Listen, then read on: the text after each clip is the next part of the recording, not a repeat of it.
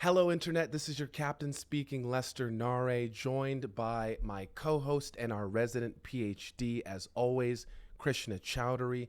This is From First Principles, where we talk about breaking science news and headlines so that you don't need a PhD to understand it.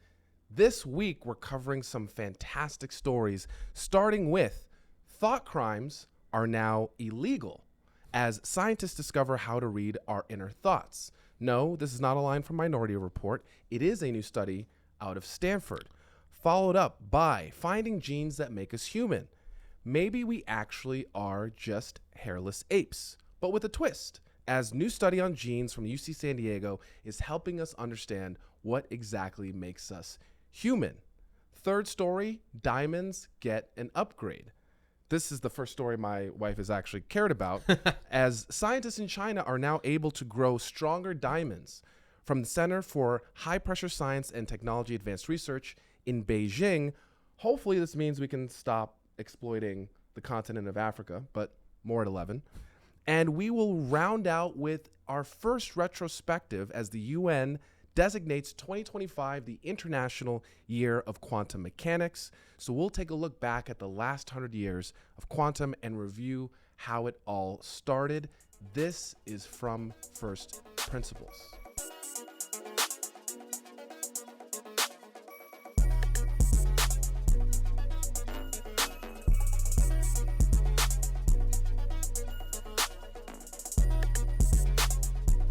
My friend, how's it going? how are you? Pretty good. Episode 5. Yeah, we got some great stories today. I'm really excited about this first story.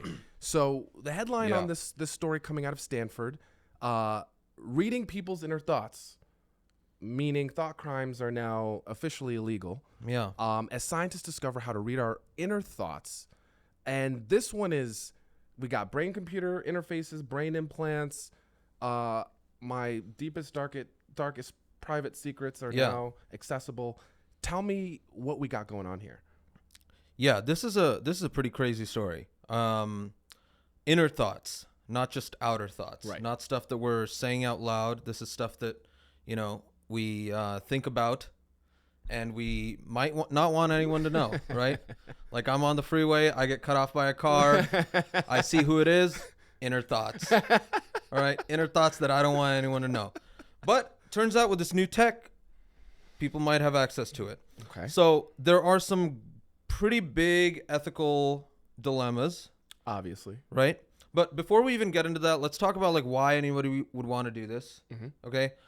We don't want to be like Jeff Goldblum, like you didn't think if you should, right? Right.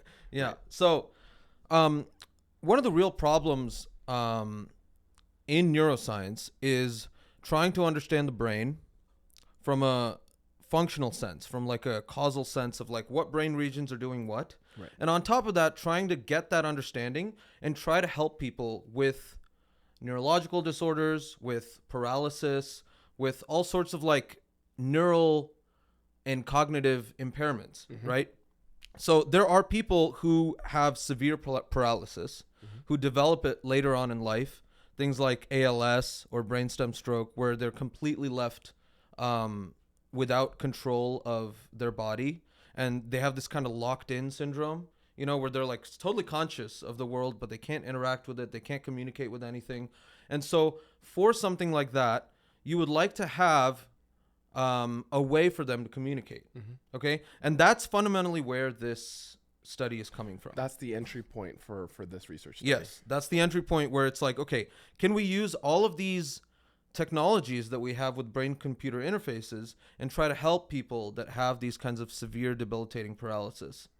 And what's interesting about this is many people might understand or know about BCIs primarily because of the company started by Elon Musk, Neuralink. Yeah, Neuralink. Which is arguably, there are other ones out there, but just in the mainstream, probably one of the more well-known like use cases. Yeah, it's also probably the most aggressive in terms of its technology. Fair.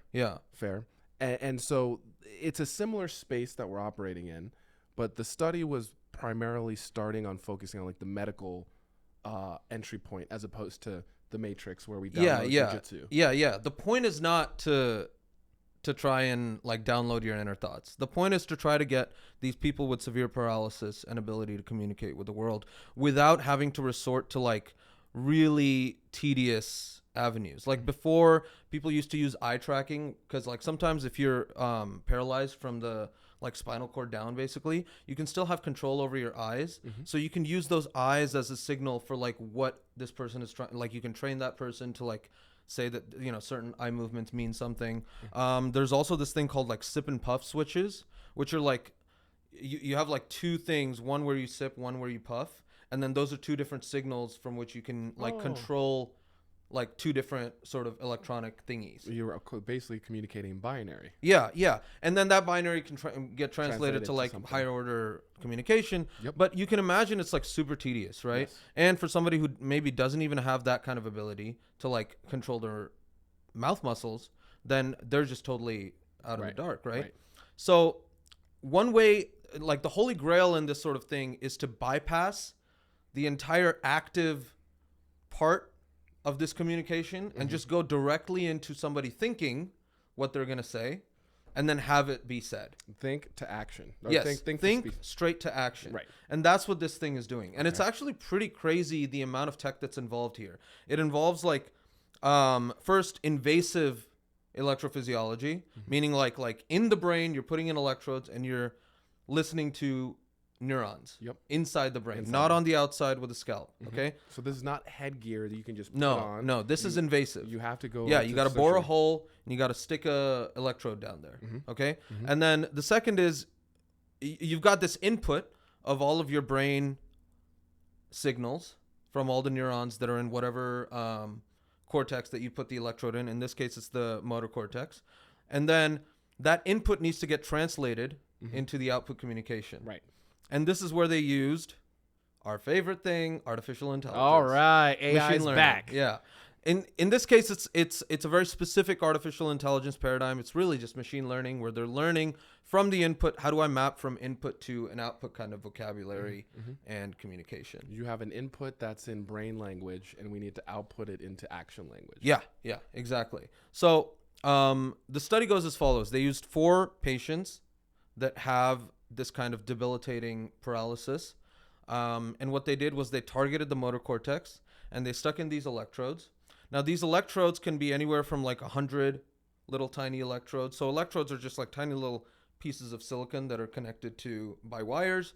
And when you stick it inside the brain, neurons are fundamentally electrical units of like, they're like cells that use electricity as their bread and butter. Okay, so whenever they talk to one another, they create these things called spikes, action potentials, which can be registered on your electrode as a tiny little spike. Okay, and then from that spike, these spikes last like 1 millisecond to 5 milliseconds. They're extremely short. But there's like thousands of neurons in your brain that are like talking all the time. So you can listen to all of them. And you can listen to this like aggregate activity sort of like all the neurons and where they are. Like, you know, when you put in the electrode, there's going to be multiple electrodes along some axis. And you know, from your computer, when you plug it in, which electrode corresponds to which. And then you have some sort of like map along this axis of like where the activity is in each time bin. In a time series. Right? In a time series kind of thing, you have like 100 and let's say you have 124 little silicon dots, right? Then each of those 124 silicon dots is going to register some amount of activity, and then you can chunk it up. In this case, they chunked it up into about like 10 millisecond to 20 millisecond time series. So like it's at 100 hertz, 100 data points a minute. A second, and then you get like 100 data points a second. Yes. And then each data point is an array of like what is the activity in each of the things. Okay. There's this really high fidelity data. Right. It's a lot of data. The point is we're recording a wide spectrum of data points in time at a very small time interval. Yeah. Which means that we're not looking at TV resolution from 1990. We have 4K Ultra HD as the analogy here in terms of how robust Yeah, exactly. What the input data is that we're getting. Yeah, I mean, in this sense, like EEG, like the stuff that's on your head, that stuff's like radio. Okay. Compared to this 4K. Got it. Right? Like here you're going into the brain. When you work with like EEG and stuff that's on the brain, you've got this really annoying skull Yeah. that's in the middle of everything. I was talking to someone about this the other day randomly. Skull diffraction. Yeah. Like, so when you're trying to like read, like the skull is this layer. Yeah, the skull is this massive layer of bone and fat and skin. And so, the neurons, they talk at, 1 millisecond intervals. All of that signal is going to get completely filtered out by the skull. You're not going to hear any individual neurons or even chatter at that frequency. That makes sense. The skull basically acts like a low pass filter. Mm-hmm. Okay, all of the high pass signal, all the higher frequency signal just gets filtered out. Yep. So you really need to go inside the brain to listen to this kind of data. Maybe God decided it wouldn't be a great idea for people to be able to read your thoughts. Yeah. If the signals Yeah, were just yeah, accessible yeah. outside of your head. Yeah. Well, I don't even think God thought that we would be getting this far, right? Right. If God was behind evolution, he was just like, okay, the brain is great. Yeah. We need to make the skull real thick, because the humans have no other advantage, right? We can't swim fast. We're not the strongest, Right. but we got a good brain. So then, evolution was just like, all right, I'm gonna encase this thing, and we're gonna keep it safe. Mm-hmm. And then now we're so far advanced, we're like, Yeah, let's get in there. like, yeah, Let's mess with the secret formula a little yeah, bit. it's pretty crazy. But that makes sense. Yeah. So you got to really get in, and that's actually what Neuralink is doing too, Mm-hmm. right? The innovation of Neuralink is like, they were just like, no, in order to really get these kinds of brain-computer interfaces where I can think and then I'll post an Instagram story, right? Yep. I need to get inside the brain. So they bore a hole in the skull. It's about the size of a nickel, Mm-hmm. and then they have like a chip that gets implanted with a bunch of electrodes that go in, and then we're listening to individual neurons from there, right? Mm-hmm. Mm-hmm. So the unfortunately, to really get into the brain, you really just got to get into the brain. Yeah, Right. Yeah, Right. You really got to get into the brain. Right. So- You got to go to the source. Yeah. So the way they train this thing is kind of interesting, because like at the end of the day, okay, so now you have all this data, right? But it's just gonna be like, Right. It's effectively gibberish. yeah, it's just effectively just like really high frequency noise. Right. If you plug it into a speaker, it's gonna be like super high frequency white noise. Okay. Effectively, there's gonna be like little like pops, and that'll be your individual neurons. Each electrode is doing this. So you need to find a way to take all that data and put it into words. Yep. In English. Yes. Okay. In this case, English, but Could be anything. it could be anything. So what they did was the 4 participants, they were cued on a screen to attempt speech and also imagine speech. Okay. So by attempt speech, I mean you don't want to say something, but you want to imagine your tongue moving, and like imagine your mouth moving to say something. And then imagine speech is like the kind of imagine speech where I can just like read. Yes. I just read, and I'm like, there's like this inner narrative Yes. of like what I'm reading. If you're one of those people that doesn't have an inner voice in your head, I'm sorry. Yeah, I guess we can't read your inner thoughts. You can't. You're protected from the thought police. Yeah. But it is a fun conversation in there sometimes. Yeah. Sometimes not what I Sometimes- want people to hear, but So they had the participants like choose a strategy. Okay. So either you do this motoric inner speech where you like try to sort of imagine auditory movements, and then there's like pure inner speech, which is just imagine hearing the sound, like imagine sort of reading the sound in some sense, things like that. And then so now we've got, in machine learning all the time, you want the input and you want to match it to the output. And then the neural network in the middle is just going to figure it out. Yep. That's the magic of machine learning, right? It's like you don't actually have to tell the neural network how to figure it out, because it'll do it by itself using the rules of backpropagation and this like loss that they come up with. I get what you're saying. We have two sides of the equation where we have known variables. Yeah, we have input and output. Because you've defined what the output Yeah. is by saying either of these two. Yeah, we're like, types. okay, imagine cat. They're going to imagine cat, or they're going to imagine saying cat. Yes. There's going to be some neural thingy. Yes. And then the neural network is going to be like, okay, that neural thingy maps to cat. Right? And so and then it's going to adjust its weights in the middle Yes. to make that thing say cat. Got it. Right? That's how neural networks train. Got it. Effectively. Yep. So that's what they did here. And they used like a bunch of different words. And at the end of the day, so the neural network itself, it's a recurrent neural network. Okay. This is like a predecessor of the transformer model, which is now very famous in ChatGPT and all these large language models. A recurrent neural network model has this thing called a hidden state, which is effectively like a memory. Okay. And that's why these recurrent neural network models are really good at trying to sort of remember and figure out time series data.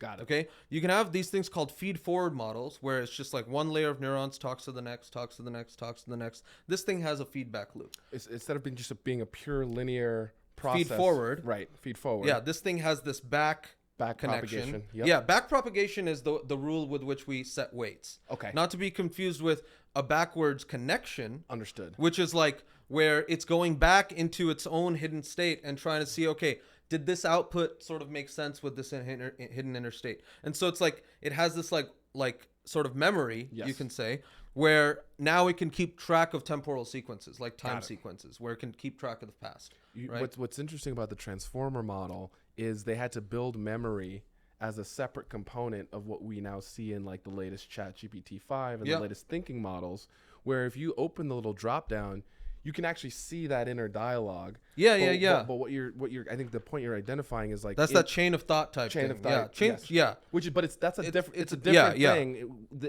With the recurrent model, you get that hidden state out of the box. You don't have to sort of build. Yes. The memory It's like in it. component. Yeah. There is like a part of the neural network is a hidden state. Right.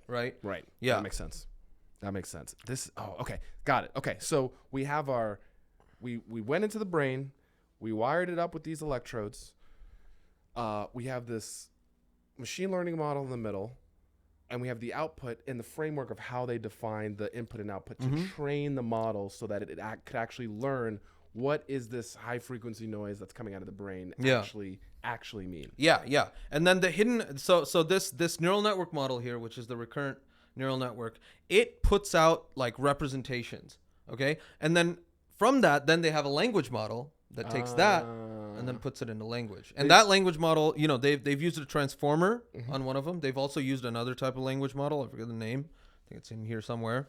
Yeah, they've used the n-gram language model, and then they've also used a transformer language model. And the loss function that they've used is pretty interesting because it's the CTC loss function where, usually when it comes to losses, so the way the loss function works is it takes its guess, and then it takes what the ground truth is, and then it computes a difference between the two, and then it's like, oh, I was really wrong here, so I really need to start changing the weights because I'm going in the wrong direction. Or it's like, oh, I'm getting closer. I'm going to keep going in this direction. That's what the loss function and backpropagation does. Is it kind of like a scoring system? Yeah. Effectively, it's a scoring system. That's why we call it a loss function. It's like, what is the loss between your target and your prediction, right? And then they use this thing called CTC loss, which it's kind of a loose loss function. Okay, what it does is give a little bit of freedom in terms of like what the input was and what you're trying to predict, because with the kind of data that we're working with, it's at 100 hertz, right? So it's like one every 10 to 20 milliseconds. But like the words that are going to come out are not going to be at that speed. So you need some bit of looseness to try to match the input to the output. It needs room to explore a little bit. Yeah, it's not exactly. In time. In time. Yeah. Yep. And so it was like a really cool way of using like loss, but like not in this rigid format, which I thought was interesting. That is interesting because it's maybe a little counterintuitive. Because you want rigid control over the outputs of these systems. Yeah. Usually, if you're like if there's like a photo of a cat and you want it to be a cat, it's like, okay, no, cat is just mapped to cat, right? But this is like a sequence of stuff that we don't even know how it works. It's just like neurons talking. And we need a little bit of discovery to allow it to have a little bit of discovery space. Yes. Yeah. In time. And that's exactly what this thing is doing. And the results are pretty interesting. So once they did this, they trained all this, and now comes the time to test. Right. Okay. So first it's like, let's just do 7 words. Okay. Like, let's not do like thoughts. All right. Like why don't you think cat? And then we're going to try to predict cat. Yeah. All right. They did that. Attempted speech was at 98% correct classification.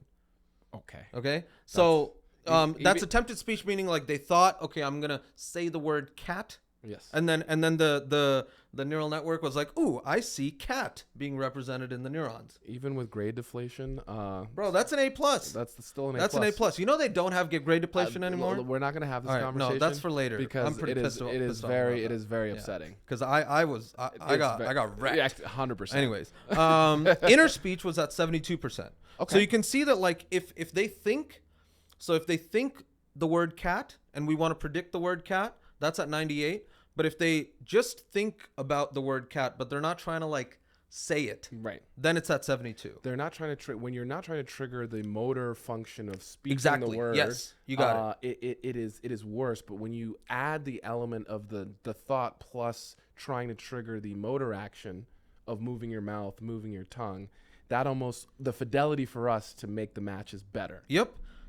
Now and that fidelity decreased when you went to a higher vocabulary. So like at 50%, at like a 50 word vocabulary, that fidelity decreased from 98% to like now we're getting down to like 35%. But it's still better than chance. Yes. And it's still way faster Yes. than some of the older stuff that we were doing, like eye tracking Right. and all of these other the pull push. all of that stuff. I mean, this is starting out. So you can imagine like, maybe more electrodes, maybe Right. a bigger neural network Right. with a larger hidden state, Right. more time for training, more Right. data for training. More individual subjects that have these in them to have a wider spectrum Yeah. of different.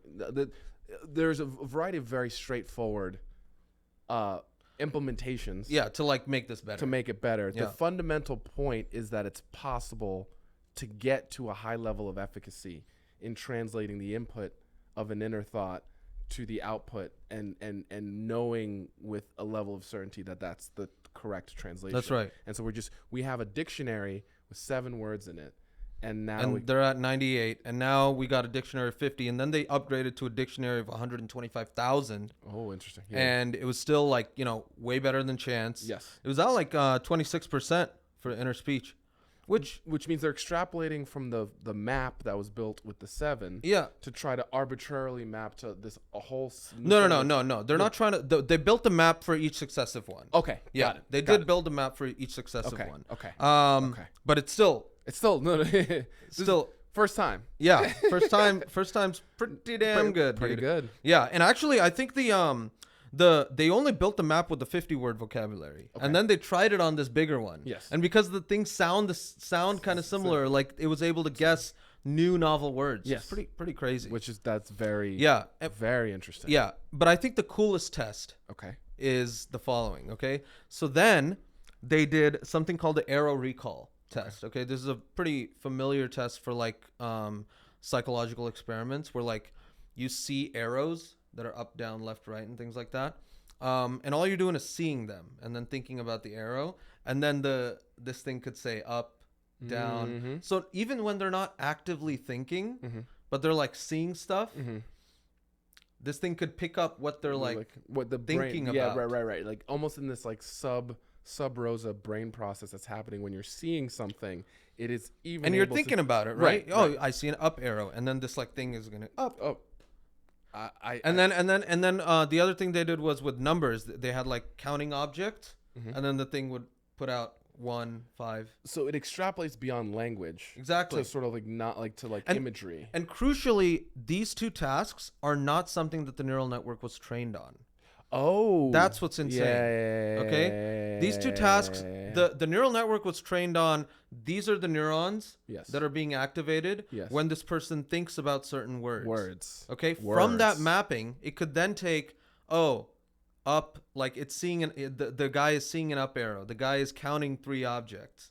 That's scary. Right? So like That's because the scary. neural representations Yes. are going to be like they've abstracted Yes. to like what does the brain look like Yes. when it's in the space of thinking about 3, Right. right? Not even about trying to say 3. Yes. It's like Just the thinking. idea of this thing. Yes. What does it look like in the brain? This Right? This So now you can see the ethical concerns. No. This is because very quickly. I mean, the only bottleneck to this right now is that you need brain surgery. right? Yeah. Which is a high barrier. Yeah, which is to its entry. own like ethical thing, right? Because like the only reason that these that neurosurgeons were like, okay, I'm going to do this brain surgery is because these 4 patients were like severely paralytic, right? And they volunteered to do this. Right. But like yeah, it's going to take a while for just like normal people to get casual brain surgery. Casual, you know? This is very. I think what's so fascinating about this story is we all see these headlines, particularly with Neuralink being in the news, where it's like but actually understanding what's happening, and why it works. It's a mechanistic like thing, right? It's like you get into the brain, you start listening to neurons, and then you start trying to decipher what those neurons are saying. How do we do that? It's by sort of training this input-output response. And there's these underlying patterns. And then it starts making sense. It's like, oh, that's why it works. It's not like we can just read brains. Right. It's like we have to learn how to read that brain. Correct. You know? Correct. And that's, I think, an important detail. Yeah. Because it's not like I think there's 2 things that are interesting. One, there's a process by which we learn how to translate. And then also partial translation, which is like the word input output mapping they had, can also be used to, with some level of better than chance odds, make novel connections about what the brain may or may not be saying or thinking, even when you haven't mapped for those things explicitly. Which means like just increasing the amount of work being done on mapping the inputs can have really crazy implications downstream, even if we don't map everything exactly. Which again, it's for people who work with LLMs, it's kind of very similar. Yeah, it is. It is like in that, you know, it takes the whole corpus of the internet as text, as training data, but it can still put words together in strings that are not exactly mimicking what's from the training data. No, it's novelty now because it's learned a pattern, internalized, and within its, you know, billions and billions of parameters, right? It's learned something about it. And the next question that's obvious to ask is like, this is a slippery slope. Yeah. All right, what are we doing to like control this, right? Because I mean, even if you're that paralyzed individual, maybe you don't want all your inner thought, like you're talking to someone using this interface, right? Maybe you don't want all your inner thoughts to go out, okay? All humans are kind of, you know, fallible. No one's perfect. So how do we figure this out? And so they came up with a strategy. I don't know if it's a good one, but at least it's a strategy. It's an interesting data analysis tool. It's something called principal component analysis, PCA. It's used a lot in these kinds of like high dimensional data sets whenever you're trying to analyze them. What you're trying to do is like, you have this really high dimensional data set, but frequently if we're trying to like study like 2 different things, then that data is going to fall on 2 different directions in this high dimensional space. Okay. And that's what PCA is. It's basically trying to reduce like, what's the direction with the most information, and then what's the direction with the next most information. So they did this PCA analysis for this inner speech and attempted speech, and what they found was that when you have attempted speech and inner speech, they both fall on the same axis. Very It's just that the inner speech is like a little bit like sort of the amplitude along that direction is less. Lower, but if you have motor intent speech, which is like, I intended to say that, that's on a different axis. Okay, so now they can have this kind of password protection like in their brain where it's like the person can have some like password set that thinks along this direction, and then that opens up the BCI to be like, oh, okay, now I can like say what he's trying to think. Right. But and then he can go the other password, and then the BCI will shut off. Shut off. So you can have like this learned dimensionality in someone's brain, and then the person can like have this password in his head that he thinks about. Yes. And then it's like, okay, now I'm gonna. That turns off the access to the translation. Yeah. We're talking. It's a cool like way of, I don't know. We're talking about multi-factor authentication Yeah, bro. For your inner thoughts. For your inner thoughts. Yeah. Yo, it's that like a is face so- ID. Face but like- ID but like- in your brain. Yeah. Brain ID. Yeah, dude. Hashtag TM trademark brain ID. Yeah. I heard here first. That's actually a very clever. That's a clever Yeah. sort of solution to the problem that actually like lives within the control of the patient. Of the person, yeah. Right. Yeah. Because at the end of the day, you like they need to be in charge. Right. Right? Right. For this thing to make any ethical sense whatsoever. I can't believe we're talking about role-based access controls for your brain. Bro, Like, it's nuts. Yeah. This is 2025. Yeah. I mean, there's risks, obviously, right? Like you can hack it. Yes, of course. You could just, I mean, all of this is going to be in code Right. at the end of the day, Right. right? Where the BCI is going to choose to turn off because there's a bit of code that's like, oh, he went this way, so I'm going to turn off.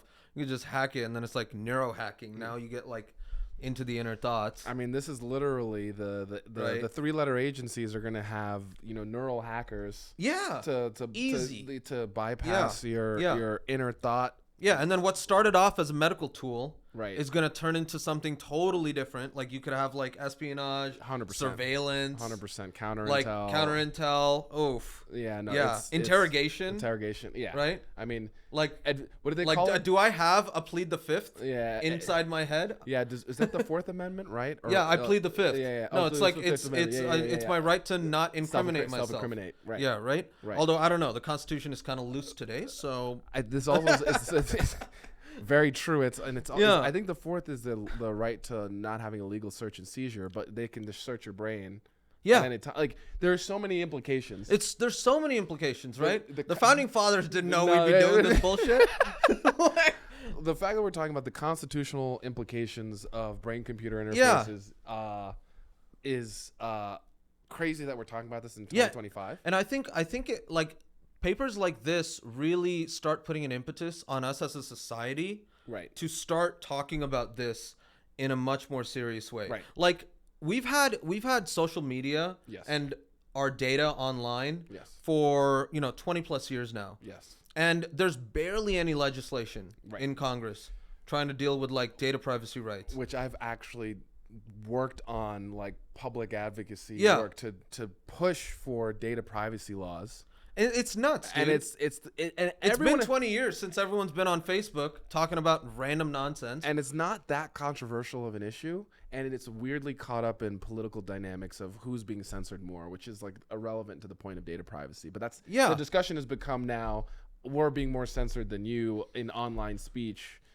Yeah, that's a and whole then and nother- so now imagine like now we get into like just neural data being everywhere, right? This stuff is gonna get uploaded. right. Like whose right is it? Like we need legislation, but And now you can't sue people if they lose your data currently, and so you're just kind of SOL in terms of even getting any kind of remuneration or like financial compensation. Yeah. I mean, these are like really deep, complex issues. yeah, It's and this- then, we need to start having that conversation. it's the same. This is the same issue that the AI space is having generally, where like AI safety people or people who advocate that we need to be like thinking about AI safety have been sidelined because we're in a global arms race to reach superintelligence. Yeah, And stuff like this on the neural side is going to have the same game theoretic dynamics around nation states easily. viewing the upside being more important than any of the safety allocations. Yeah. So this is like really, really important. Yeah, dude, And it might it's- not feel like it impacts you every day, but people were talking about the social media implications 20 years ago. Yeah. We didn't listen to them. No. And now everyone's upset about the way it works. yeah, And that's because we didn't listen to the people talking about Yeah. this and saying that this was going to happen. exactly. Like 20 years ago on social media, I was just talking about like, oh, I'm going to my friend's house, and then now today we're like declaring war Yeah. and like fixing elections. Like, what's gonna happen here? Yeah. The implications are crazy, and this is definitely going to be an arena. We've touched on a couple of these like neuroscience stories, and they all kind of intersect at the same nexus, which is that the research progress is moving apace. The public understanding is not keeping up with where it is. No. And the political will to even learn about it such that you could legislate for it Yeah. is Yeah, it's zero. not there. Yeah, It's zero. Everyone's thinking about the next election in 2 years, right? Yeah, it's super annoying. This But is like, but science is just moving forward and technology is moving forward because like these players, they're just trying to push. Yep. And then Yep. maybe Jeff Goldblum was right. Like maybe we do need to stop and think like, okay, should we be doing this? And maybe if we should, like, what are the safeguards? Yes. Right? How can we make sure that this isn't going to be like getting nasty? Yeah. Quickly. Because it can get nasty very quickly. Yeah. An incredible story out of Stanford. Thought crimes are definitely illegal now. Yeah. Yeah. They're about to be. We're already seeing that with ICE. So Yeah. we're on the road. Yeah, dude.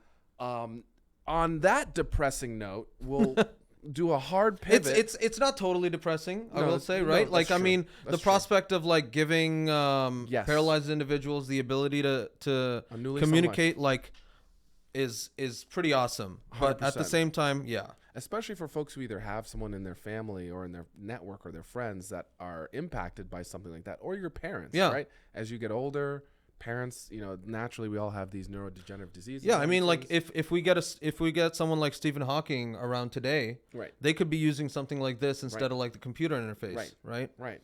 And So yeah, but again, we need to start having the conversation. Come on. and the scientists who did the study were, Mm-hmm. and that's the Yeah, point. no, they went into this like password Yes. type thing, and they were like, and they also call for it Right. in their paper. They're like, this is clearly going to be an issue, right? Like we're thinking about the clinical aspects of it, but clearly this is going to be an issue. So Especially geopolitically with the great power war with China. But Yeah. we'll come to China in our third story.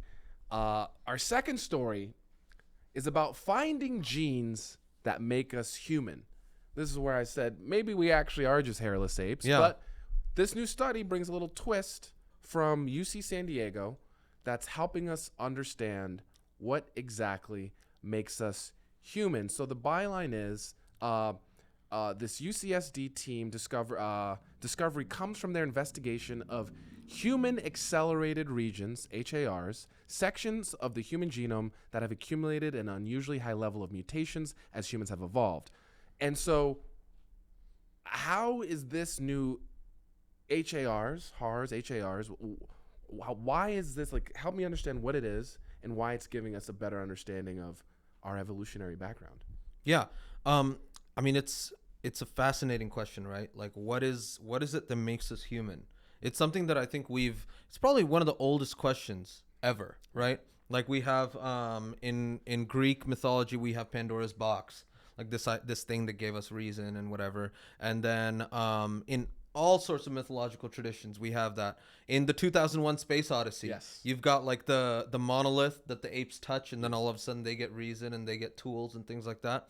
So it's a fascinating question. What makes us human? When the genetic revolution came along in the 1940s and 50s, when we figured out, okay, DNA is the blueprint for all of life, and that's sort of telling mechanistically, the DNA sequence is telling an organism what proteins to create.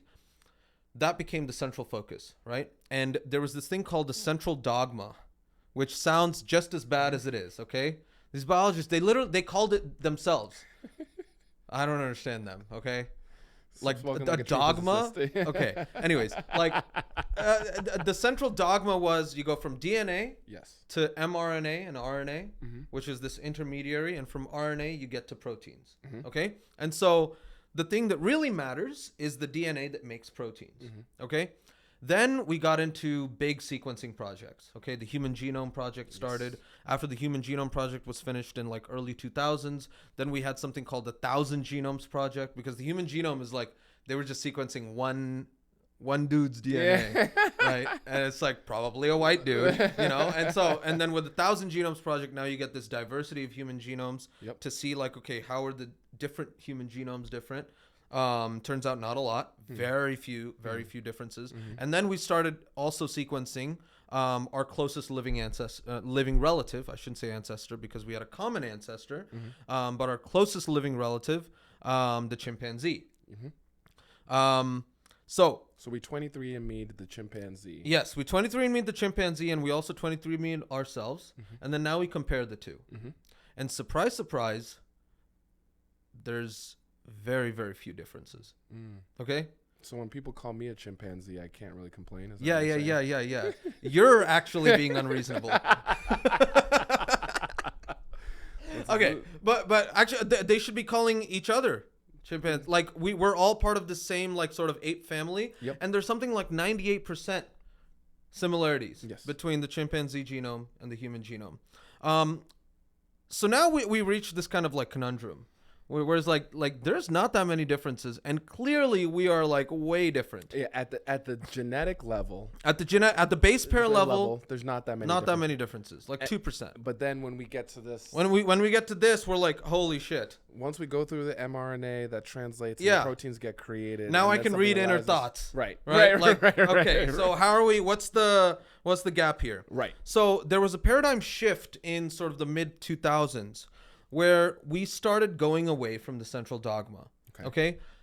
Because we started realizing that a tiny minority of the human genome is actually coding for protein.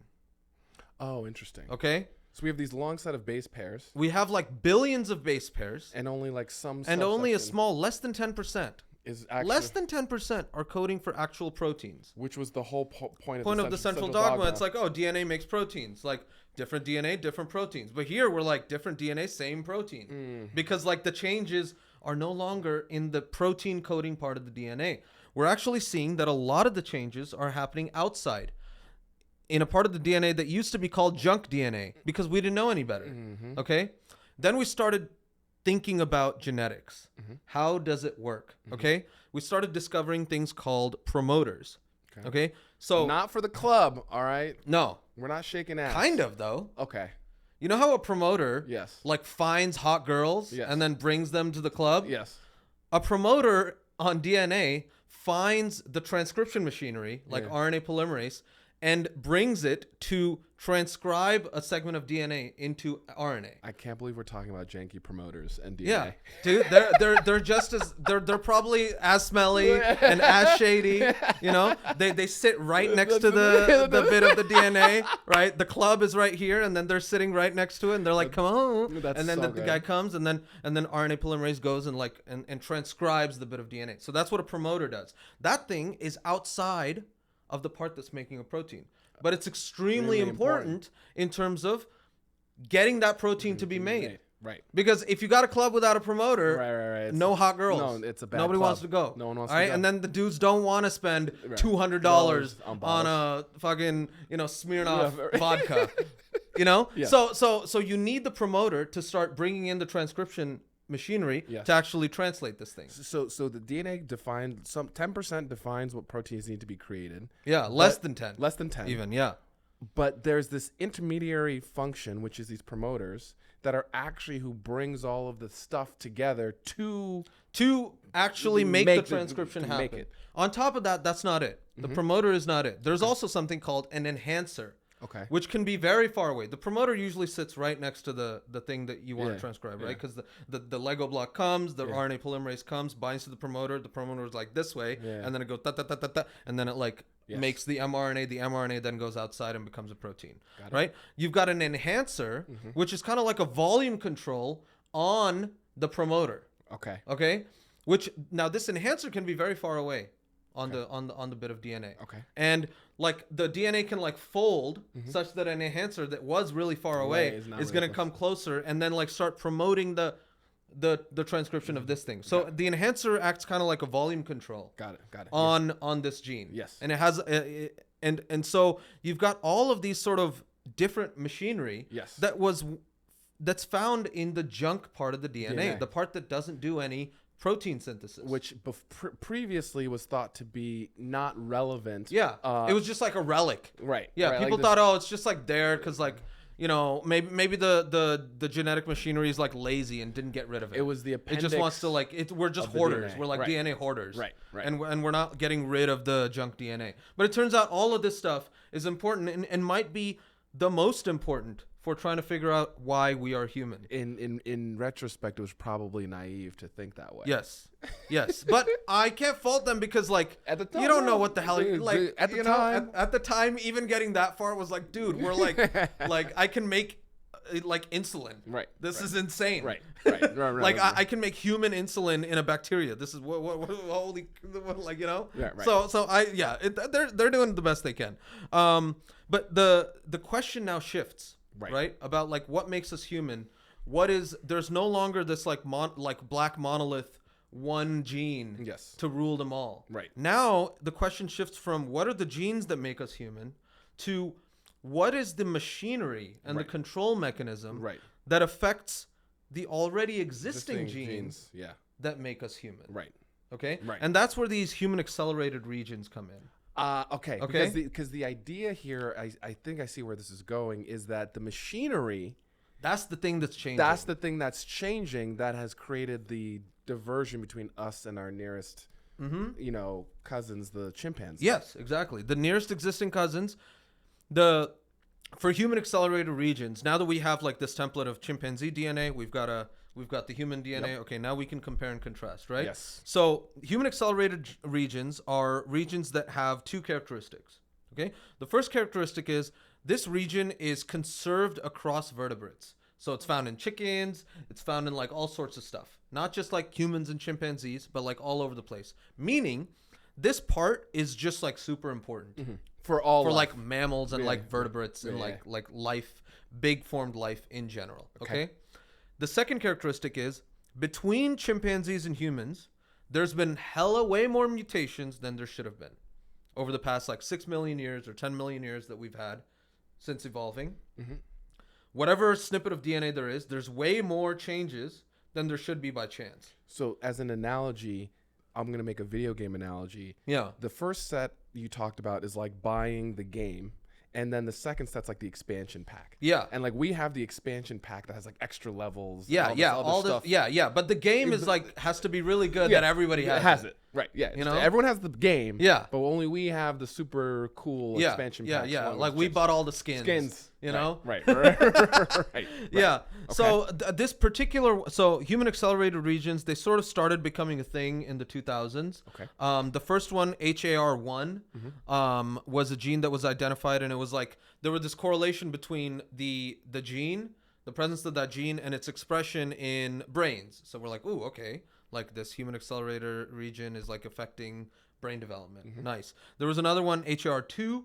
That one became correlated with the opposable thumb. And we're like, ooh, notice there's no protein for the opposable thumb. Right. But there's a switch that's telling whatever protein is doing this to be like, make it a little bit longer and make it like a little bit over there, you know? Yeah. Yeah. Like this, like the chimpanzees have thumbs, Right. But they're not like so nice. Right. You know? Right. They're like, make ours pretty, make it. Yeah, so we can put yeah, nail and polish. then that same gene is also doing like foot evolution, like ankle, so that we can be bipedal.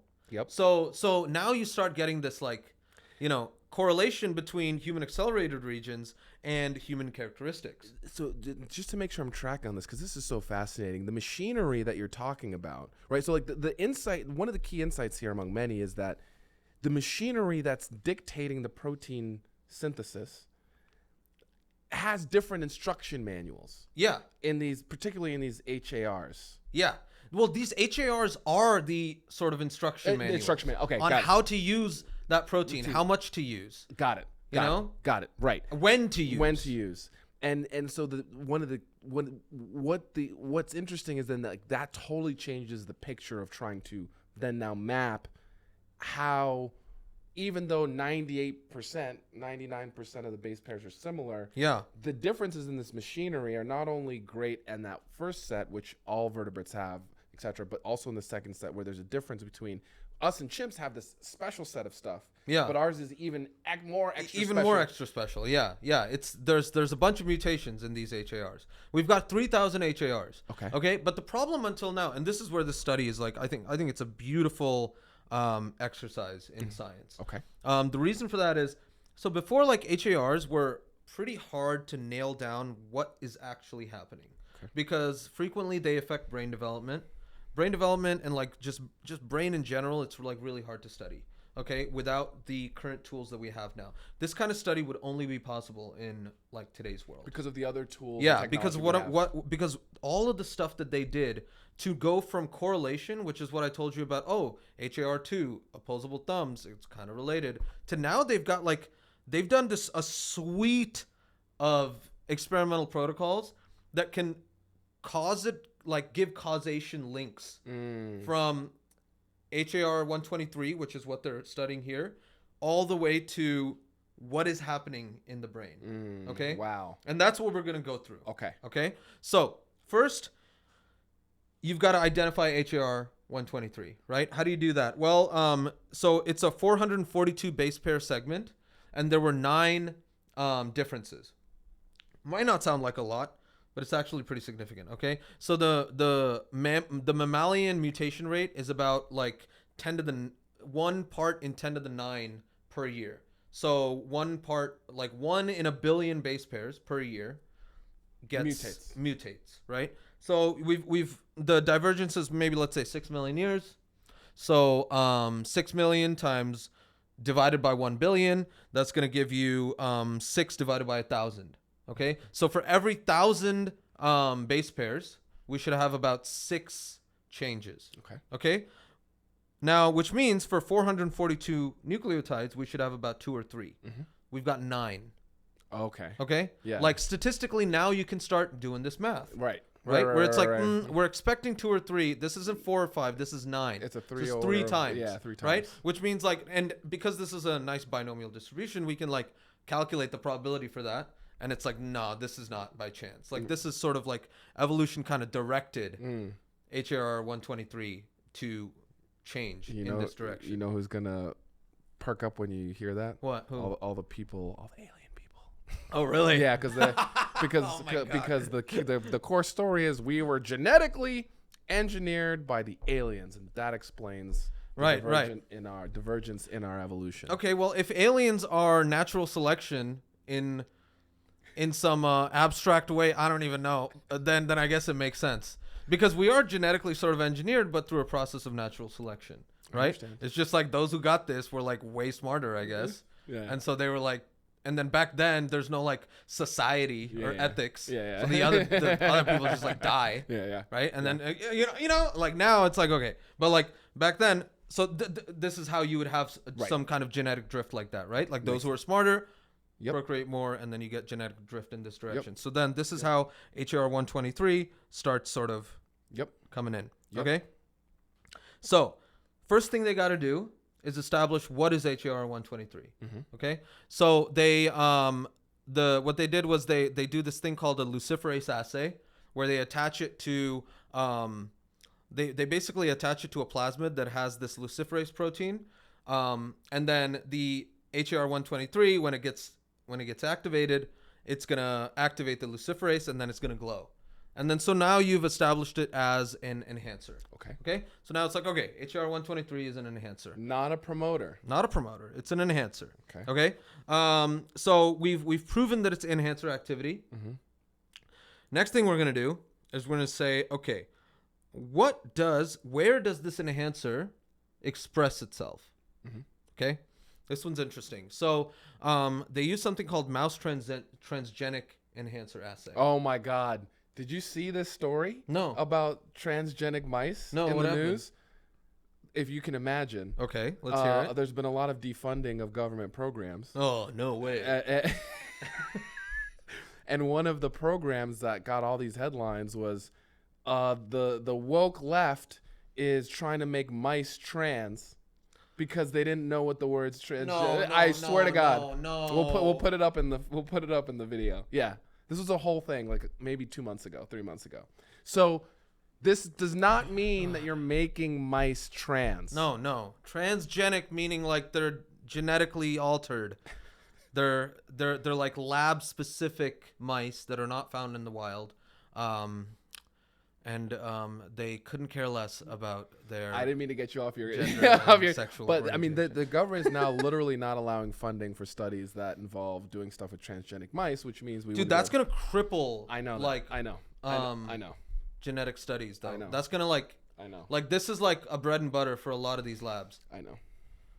Oh Please continue. All right. Anyways, back when we had the ability to do this, think about this. This is actually like insane how we can do this.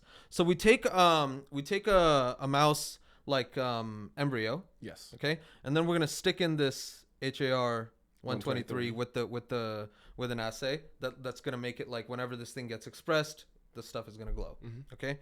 Now that embryo has your enhancer, sorry, HAR-123.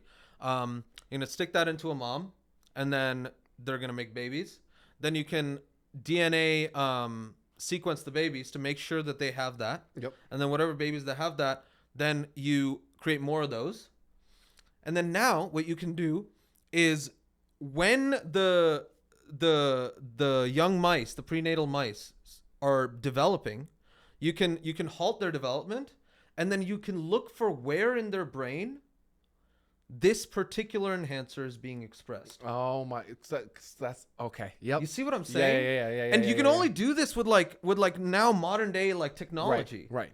It's insane. Because now what you're saying is where it's being expressed in the brain is allowing us to create that through line you talked about earlier from the beginning of just the identification of this area to how is it actually acting in the development process of its end destination, which is the brain in this case. Yeah. And what they found was they could, so here's what we can do. We can put in the human version and we can also put in the chimp version and see what is the difference. So now That's we can the actually key. at the end of the road We can see where is the chimp version of HAR-123 going, Yes. and where is the human version going. And the human version is going in the forebrain and the midbrain, and the chimp version is going in the hindbrain from just 9 base pair differences. And so the point here being from just this 9 base pair difference between us and chimpanzees, it's targeting different regions in the brain and how it develops such that like this gets back to the whole point of how is it that a small difference can have such an outsized impact. It's because it's fundamentally changing over the evolutionary time what it actually is developing. Yeah. Particularly like if we talk about the brain use case. Yeah, in this case, it's like the forebrain, and that's like sort of where our like higher mental mental capacities. right. So now we're onto something. Right. And that's what I meant by like this study is really cool in terms of all the techniques that they used And compounded on top and of each compounded on top, and they weren't done. Okay, so after that, then they get embryonic stem cells. Yep. Okay, human embryonic stem cells, which is basically like a model for embryonic development in a petri dish. You can now sort of like get, and embryonic stem cells are basically cells who don't know who they are. Okay, they haven't had their identity teenage years where they're like, I'm gonna be goth, or like I'm gonna be a skin cell, I'm gonna be a bone. Yeah. Like these are all cells that are still trying to figure out Right. what they're gonna be. So now this is where we can put in HAR-123 and see what's gonna happen. Okay, so here what they did was, these human stem cells already have HAR-123, right? So you can go in with CRISPR-Cas9. CRISPR strikes again. CRISPR strikes again. This is something that we can do now. We can take CRISPR-Cas9 and we can cut out the 9 base pairs. the entire gene. The entire gene. The 442. Yeah, sorry, right? Yes. We can cut that out and say, okay, what's going to happen? And we can, instead of cutting it out, we can also put in the chimp version. Be like, what's going to happen? And what you see is that these cells, you can induce them to become sort of brain cells, but those that don't have the human version of that HAR-123, they don't make the precursors to neurons as well as the ones that do. These are called like neural progenitor cells, I believe, NPCs. Not Not that. Not those. right NPCs. when I said that. Yeah, but like in this case, these are like the baby neurons. That become our brain. It's the prerequisite. Yeah, to get yeah. The And so form. what they found was in these stem cells, you took out the HAR-123, you could no longer get you can no longer generate neurons and glia with as much fidelity as you could before. Which is like Now it's making sense. Right. It's like not only like in the mouse brain, it was like different regions. Now it's like this thing also is promoting neurons and glia in a specific way. Because this goes back to the enhancer can sort of Right. impact what the promoter that gene does. is still there. All of the proteins are still there. there. That's what's key here. Yes. All of the proteins are still there. All we've done is like take out the volume control and put in a new one. Right. And the new one's just like shitty. Right. And if it's dialed to 11, it works. Yeah. But if it's dialed to 4, it doesn't work as well. Yeah. Yeah, and then you can take these cells and then you can do something called RNA sequencing, where you try to figure out what are the RNA that's being expressed. Yep. What are the RNA that's being transcribed from the genes. Yep. And you can see that these cells are sort of getting halted at some like intermediate state. They're not going all the way fully to become these like NPCs that are then going to become neurons. On the chimpanzee side, Yeah. And then so then now it's like Fascinating. now the next thing they did. This is all in vitro in a petri dish. Yes. So they've done in vivo studies with the mouse. Yes. Right now in vitro, the other thing they do is this thing called high-C chromatin capture, which is sort of a way of mapping out how the bulk DNA is working. Right? Because like I told you, this enhancer is like kind of like a little bit far away from where the protein is. Yes. But you can now see and visualize like how it folds, like to get how, close. like the proximity of like this thing to that. And see that, oh, this thing really is regulating this particular gene called HIC1, which is called hypermethylated in cancer 1. It doesn't have to do specifically with cancer. It actually has to do a lot with brain development.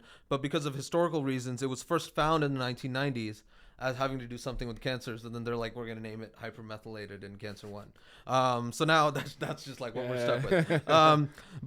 But this brain, this HIC1 is like involved in brain development. Yes. And so you can see that this enhancer is going and like affecting that guy. Yes. You know? What's interesting about kind of how you're talking through this is at each stage of the process, from the DNA all the way through the like protein synthesis, when you're talking about the promoter, the enhancer, and then like the actual process of the proteins getting generated and how they form, they've basically put systems or tools or machinery at each of those stages to be able to monitor and actually track what's happening with different switching out different variables. I mean, it's like it's decades and decades of research of like other people creating these tools that so now that they have this suite, they're things. just like throwing the whole gauntlet at it, right? They took the whole toolbox out and said, we're going to look at everything. We're going to do the whole thing. And then finally, this is when it gets crazy. Finally, they're like, okay, so we've established all of these causation links between like development and the thing. Does it actually impact cognitive ability? Mm-hmm. You can only test that with behavior. Mm-hmm. So they literally raised knockout mouse that don't have this this gene, right, or this enhancer. Yeah. And then they compared it with the ones that do. Yes. Okay. And this is what's crazy. So the mice, they're fine. They grow up. Yes. They're fertile. They can have babies, right? So which means that like it's not, again, this is not a protein. If you took out the protein, this thing would be right. But this is a volume control on some. It's an enhancer. It's regulating the proteins, right? So the mice are fine, whether it's wild type or whether it's knockout. But the knockout mouse could also learn just fine. Mm-hmm. Like there's this thing called the Barnes maze, which is a standard test where you stick a mouse in the middle and then there's a bunch of tunnels that go out. Okay. And then there's like one tunnel that leads to the cheese. Right. Okay. So it learns like this is the tunnel that leads to the cheese. And he goes down this tunnel several tries. He's like, okay, this is the tunnel. And then they know and remember. And then they know and remember. Everyone could do that just fine. There's also this thing called the Morse water maze, which is where like you put them in water that's like opaque, so it's like kind of milky, so they can't see anything. But there's like a platform that's hidden just underneath the water, so they don't know where the water is. But looking at the visual cues, they can be like, oh, the platform is over there. They go over there, they get a little bit of cheese.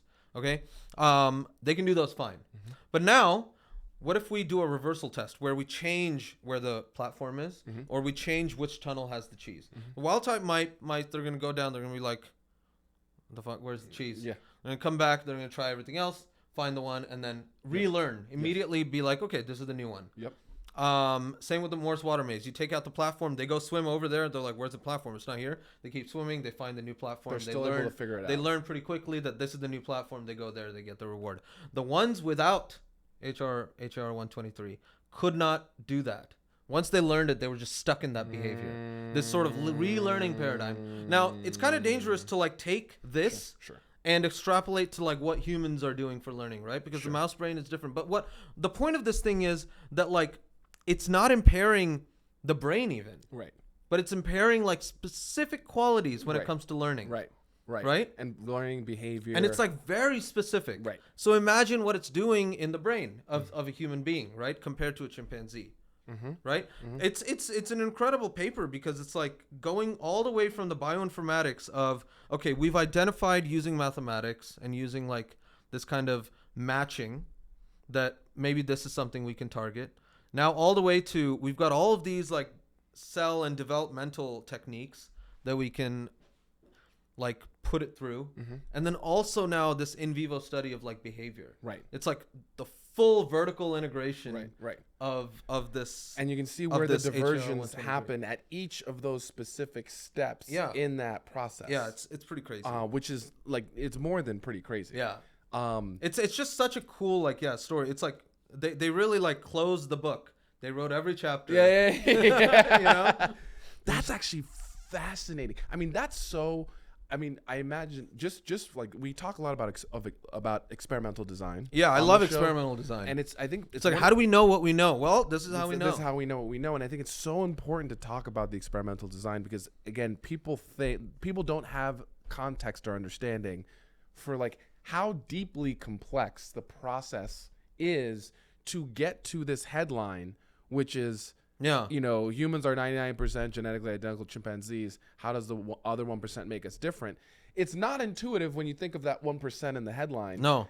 That there's all this sort of There's first principles all of this stuff. background Yeah. that like helps me now really contextualize. Like, oh, that's how we know. That Yeah. makes sense. That's how we got to this understanding of what the processes are and seeing where these differences in ours versus chimpanzees happen, and understanding that it's not enough to just look at the base and say it's 99 and 1. No. It's all of these other sub processes that are impacted even by a very small amount of changes. Yeah. And it's like we're not making it up. Right. We did the experiments, and then like this is what, and somebody else can go and do these experiments. And someone else can go and do it too. Yeah.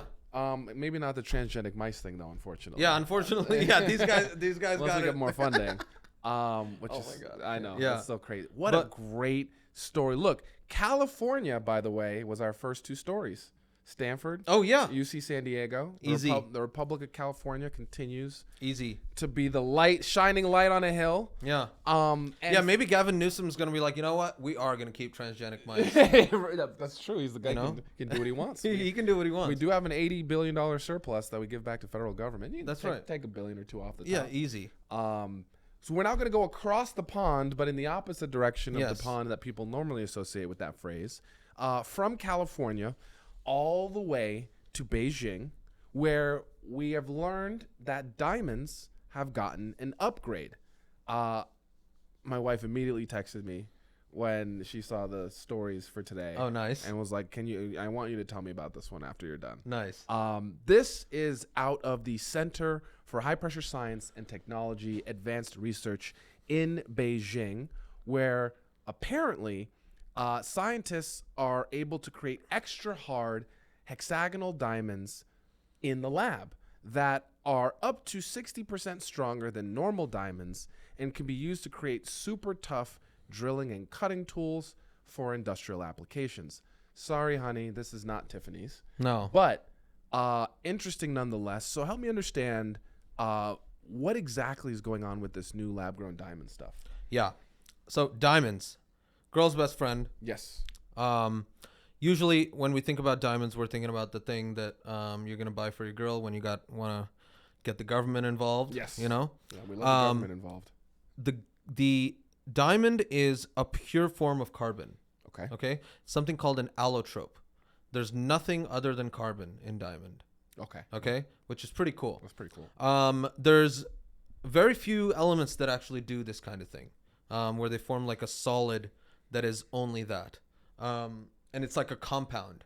Like metals, I guess, do this, but they're not like bonded in the sense that like diamonds are bonded. Like these are covalent bonds between carbon atoms that make it so strong. There's other allotropes of carbon, and every time there's an allotrope of carbon, it's like it does amazing things. We've got carbon nanotubes, which are like these like tubes made out of entirely of carbon that's the carbon fiber that you're like that we see in Formula One and things like that. Yep. There's buckyballs, the Buckminster fullerene. Yeah, my favorite. The soccer ball, right? Yeah. Made out of carbon. Yep. There's obviously also graphite, which is the thing in your pencil lead, and graphene, which is a single layer of graphite. That one won the Nobel Prize many years ago because that has like extraordinary electrical and conducting properties. I think Batman's suit is based on graphene. Graphene, yeah, I can imagine. It's a it's like one of those things that you can use in movies, right? Yeah. Because there's so many unexplored things. Like, oh, quantum this, like, It yeah, grabs just say it. Yeah, you know? Like, graphene is one of those. Where it's like, there's so many unexplored areas for graphene that you could just be like, yeah, maybe it's made out of graphene. So diamond is one of those things. It's called an allotrope, where you have this, like, pure elemental covalently bonded form. And it is the hardest thing that we know on Earth. Okay? On the Mohs hardness scale, it is, like, by definition 10. Because it's the hardest thing. And it's used in industrial applications. If you want to like cut stuff, like you use a diamond, right? If you want to cut like really, really hard things.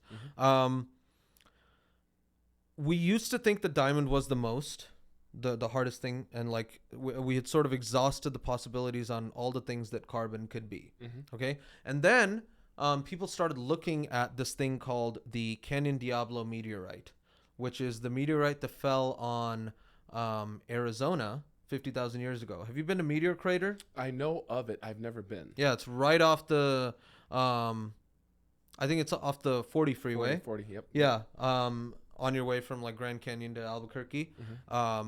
It's a wonderful place. It's the best preserved meteor crater on the planet because in these arid conditions you see this beautiful. It was also only 50,000 years ago. America always has the best. We always got the best. Yeah.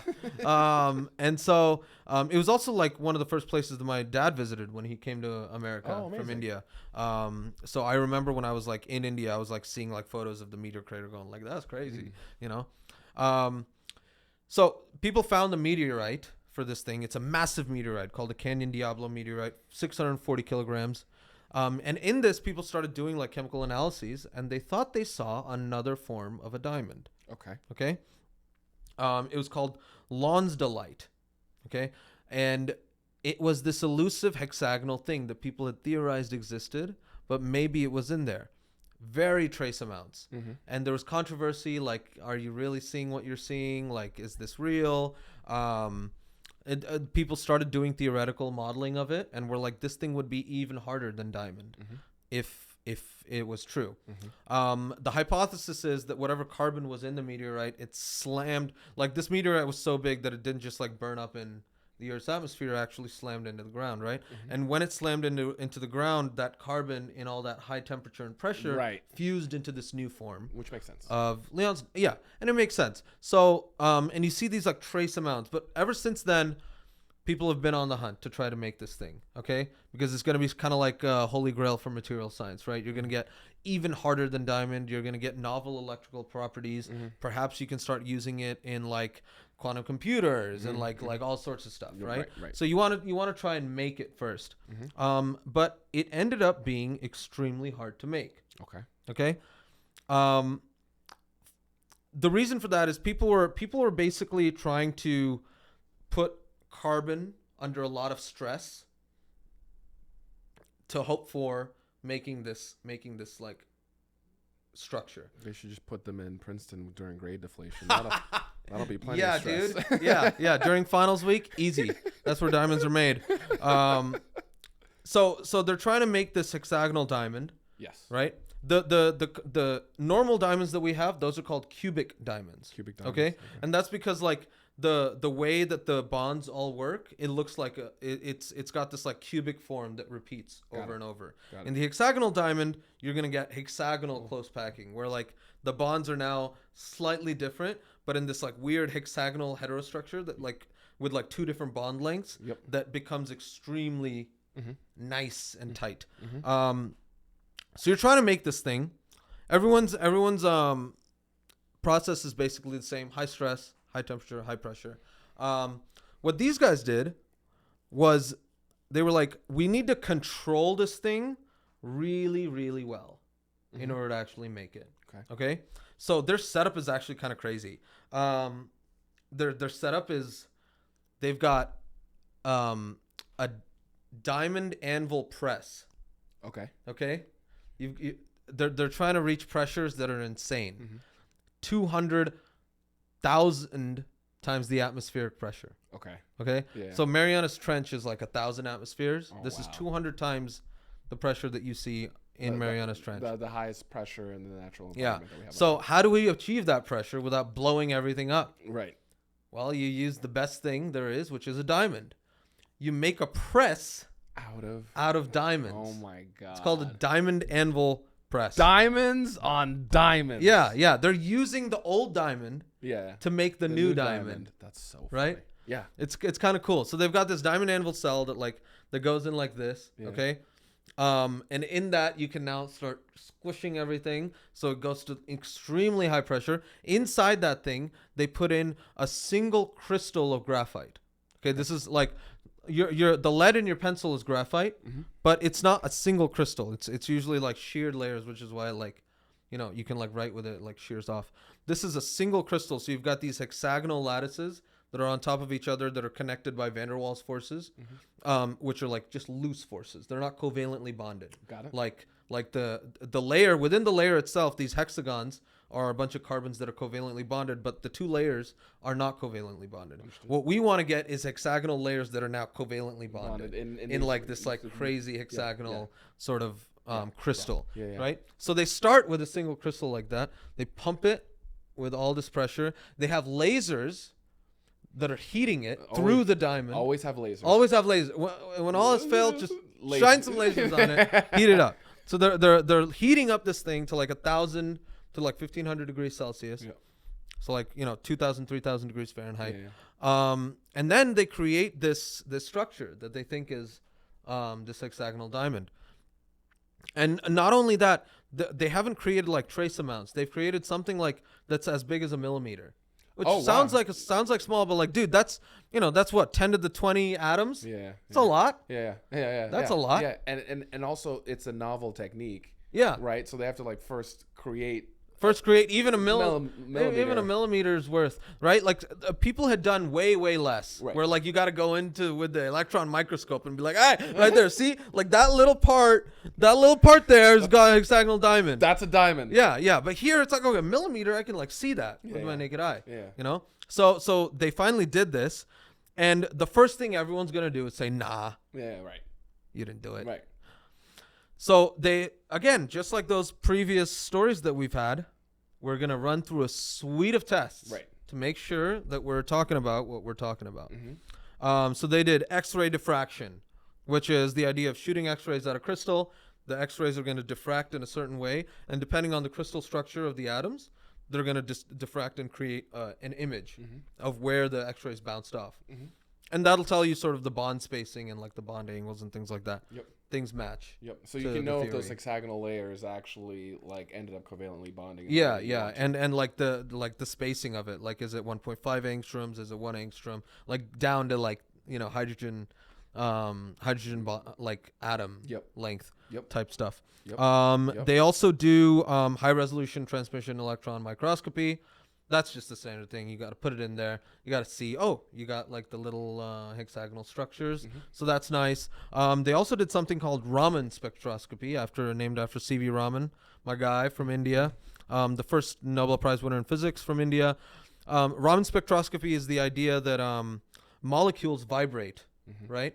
And so in normal spectroscopy, you want to see, you shoot in some light, and then like you're going to go to a high quantum state, the lower quantum state, and then that's going to release some energy, right? Here, some of the light that goes in is going to get like lost into the vibrational modes of the molecule, and then you're going to get a different color of light that sometimes might be even higher, right? Because like the vibration is going to like dump like some energy and stuff like that. So you get this inelastic like sort of scattering where the the weird energy happens when you start doing this kind of stuff. So they did that, and they found 3 vibrational modes. So like one this way, one like that's longer, which confirms that there are 2 different bond lengths, which is what the theory suggests. Right. Like when you go and you do the crystalline structure, you're like there should be one bond length that's at 1.58, which is the intralayer one that's like within the buckled honeycomb layer, and then there's 1.50, which is linking one layer to the other, and these two should be different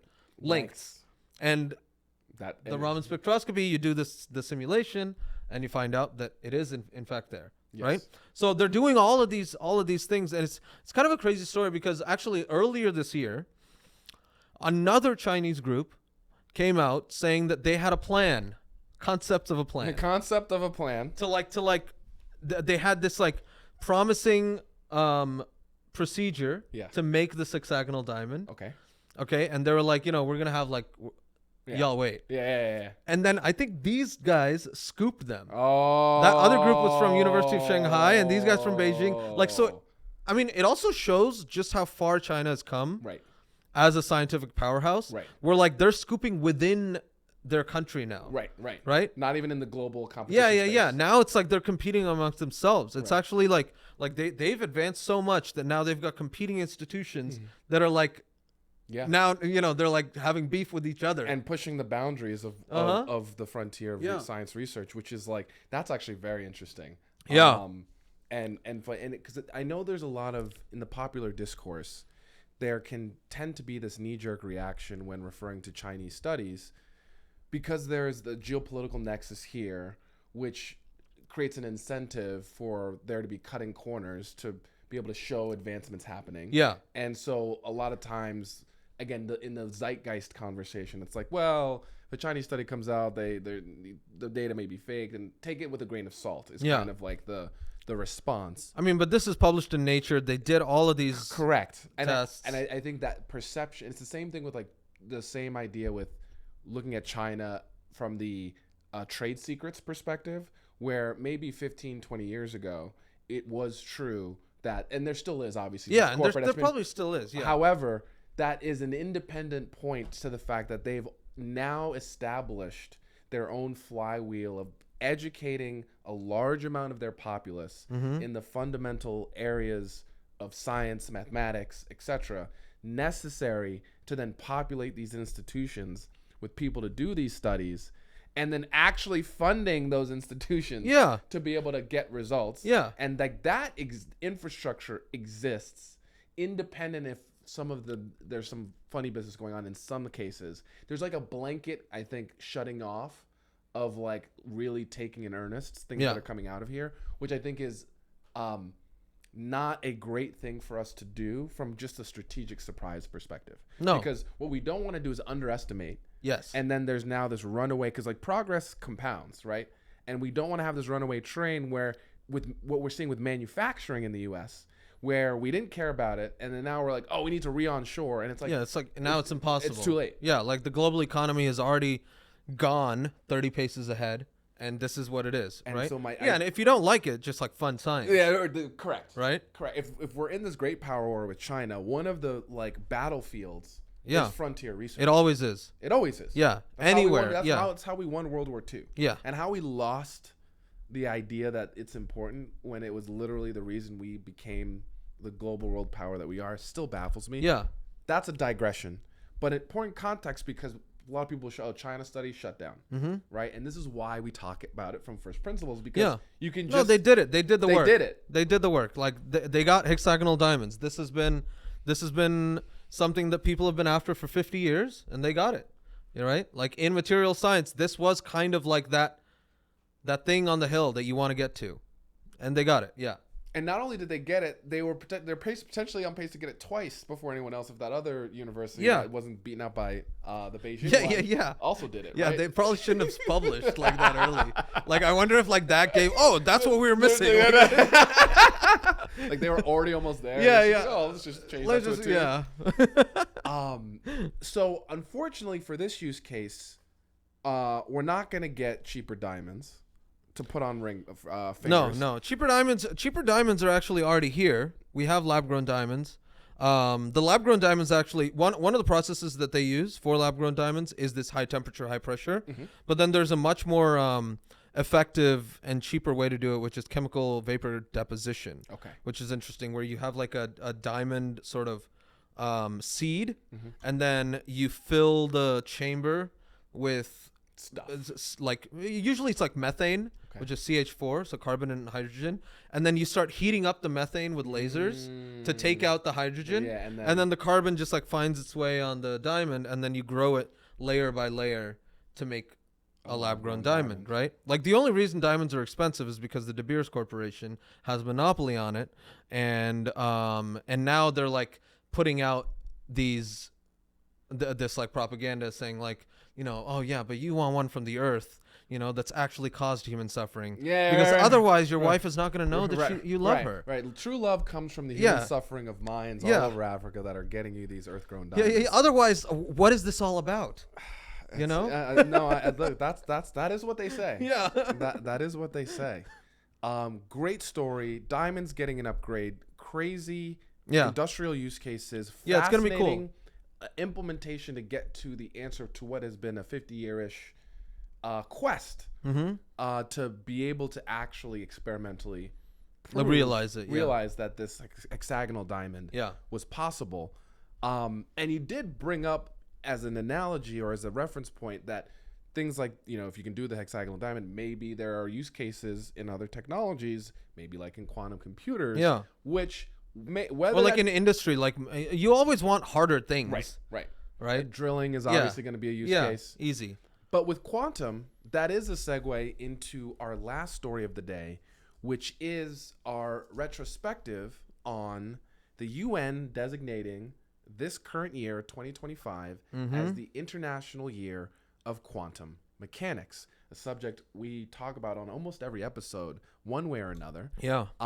So as we take a look back at the last 100 years, we want to review a little bit on how it all started for us to get to this point of the UN designating 2025. It's been 100 years as the year of quantum mechanics. Yeah.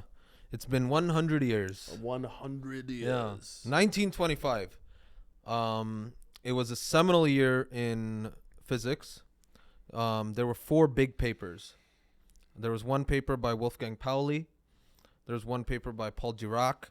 And then there's 2 papers, one by Heisenberg, which is the big one. And then there's a follow-up paper that he wrote with his PhD advisor and another colleague, not PhD advisor, postdoc advisor and a colleague of his that was sort of a follow-up to his big paper, the Umdeutung paper. And it's like legendary. Okay, this paper is something that Steven Weinberg, Nobel Prize winner, he once said that, you know, there's 2 types of great physicists. There's the sage physicists, and then there's the magician physicists. And with sage physicists, one can read their papers and understand where they're coming from, and it's like obvious. And you're almost asking yourself, God, why didn't I think of that? You know? And once you see it, you have the same epiphany that the sage did. And you realize that the universe starts making sense, and it's just like, oh, this is beautiful. Right? Newton is a sage physicist, I would say.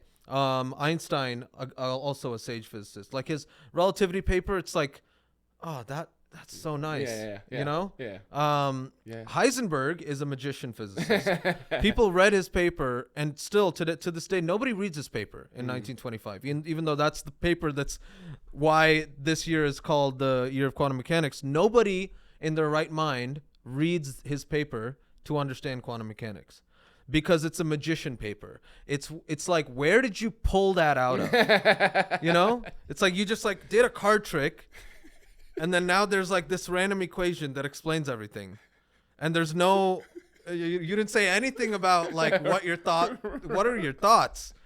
You know? Right. What the hell are you talking about? Right. You know? So that's the paper that I want to cover. Okay. You know, usually in this podcast we cover papers that happened over the past week or like very recently. This is a 100-year-old paper that was published almost exactly 100 years ago. It was in July.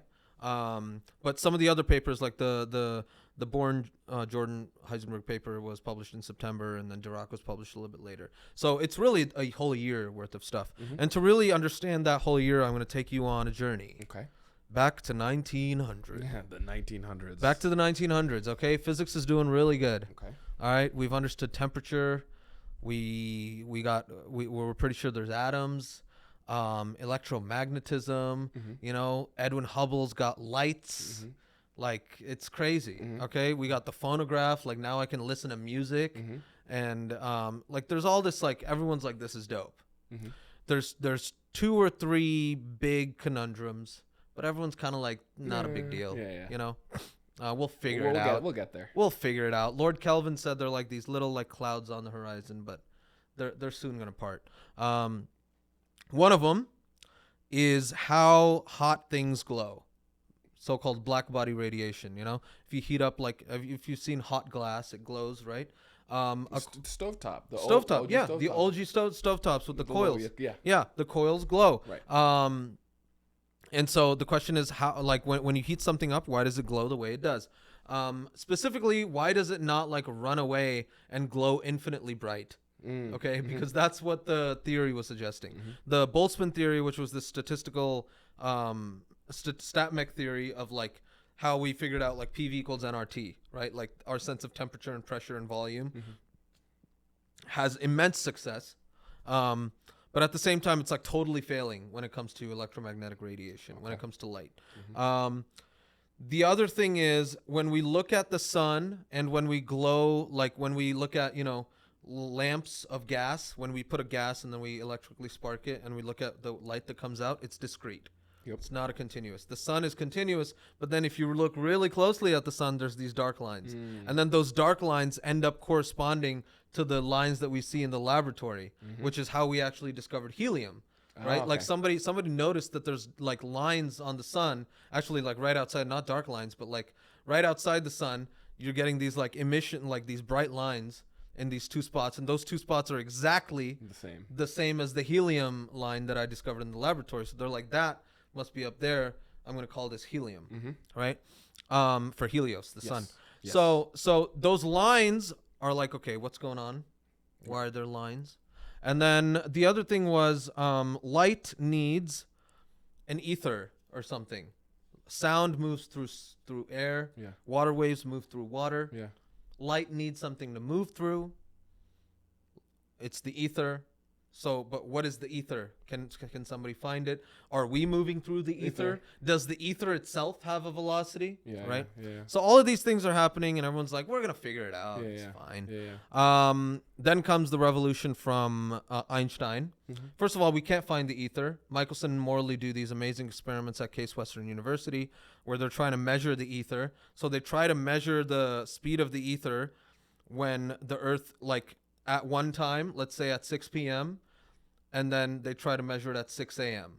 because then the Earth is going to be on the other, their lab is going to be on the other side of the Earth, right? So if the Earth is moving like this, or like if the Earth is stationary like this and the ether is coming this way, then at one point their lab is going against the ether, and the other time their lab is going towards the ether. So they're trying to find a difference here, and they can't.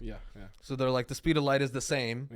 There's no wind. And like it should, like our error bar is now like we grinded so hard, and our error bar is so small that it doesn't make sense anymore. Right. So we're pretty sure there's no ether, and I don't know what's going on. Einstein has a big epiphany with this, with the theory of relativity, and he says, let's just say that light is constant speed, and let's say that all laws of physics are the same when I'm doing stuff.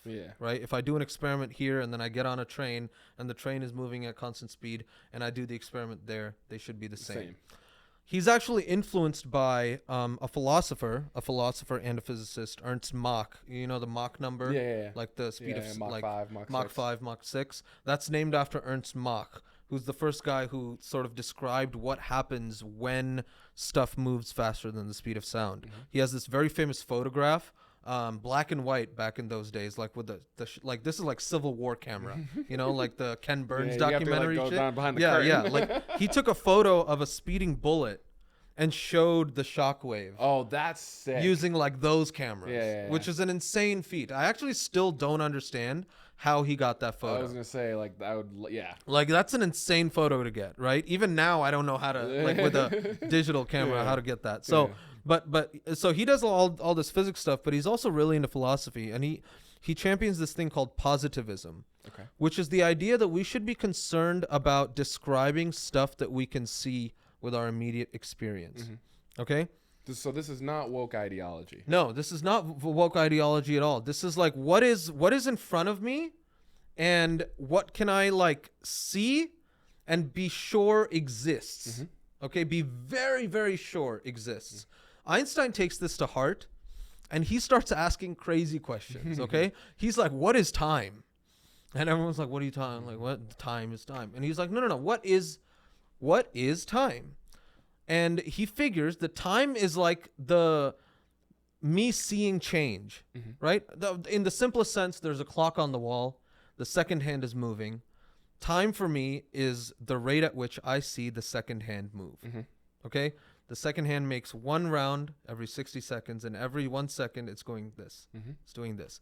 That for me is time. That's how I experience time. And according to Mach's positivism, that is literally time. Yep. Is the rate at which I'm seeing this for me. And then he makes a simple argument. Like if I'm moving away at the speed of light, then the image of that second hand changing is never going to reach me. Because I'm always going to be running away from that image of the second hand moving, which means I'm never going to see the second hand move. Right. Which means if I'm going at the speed of light, time is like slowing down to zero. Right. Do you see what I'm saying? No, right. Because what you're saying is if the clock is here and you're moving away at the speed of light, the actual imagery of the clock moving, like changing its second hand, which has to be like it's like has to travel. Yeah. Like you're always going to be you're running away from it. Like it's like Wile E. Coyote and whatever the other thing. It never catches. So meaning you don't actually see the change in which to find, like in the analogy he brings up, it's like, well, if I'm not seeing it change, then the time in that outside, like if I'm in a train and I'm like watching this, then the time on the outside is like, according to me, there's just like there's no time. There's no time has gone by, right?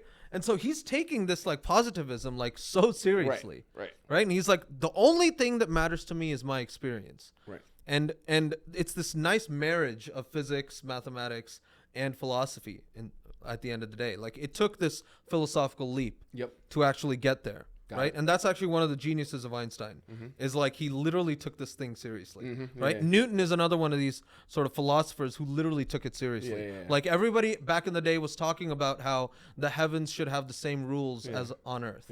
There's no difference. Everyone's saying it. But they weren't really about that life. They weren't really about that life. Newton was like, no. If I take it seriously, then the apple falling on my head is also the thing that's making the moon fall into Earth. Right. He took it like so seriously. Right. And then he did the math. He's like, actually, no, this is like, it's literally what's happening. Right. It's a philosophical leap that he had to do. Yes. Everybody else knew what gravity was. People had measured things going, like Galileo had dropped stuff, right? And like measured G, but he's the first one who's like, guys, you guys keep talking. Yeah. Like, let's do the walk. Right. So Einstein does this as well. Right. And so he comes up with relativity. It's amazing. Yes. Everyone's like, dope. This is dope. At the same time, we start getting into really cool experiments. So the electron is discovered by J.J. Thomson. Rutherford discovers the nucleus of the atom. And now we're running into some serious problems. Okay.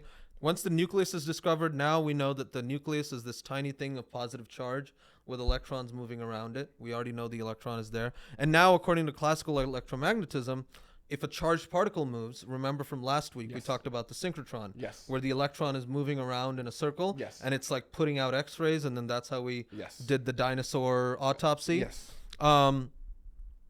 Okay, if it's a smaller little synchrotron inside of an atom where the electron is moving like this, it should also be releasing light. And if it releases light, it should decrease in energy. Yes. And then it should fall into the atom, to the nucleus, and so there should be no atoms. Right. Okay, but obviously, clearly that's okay. There are atoms. Okay. So what do we do? That doesn't work. Yeah. At this point, Rutherford's an experimentalist. He's like, look, I gave you the nucleus. Yeah. I don't know. You go theorize. Yeah. So at that point, like theoretical physics is still at its nascent day. People aren't really respecting it. The real guys are the experimentalists, right? Because they're like dealing with truth. The theorists are basically fancy mathematicians. Right, Yeah. right. Exactly. Right. And so along comes Niels Bohr.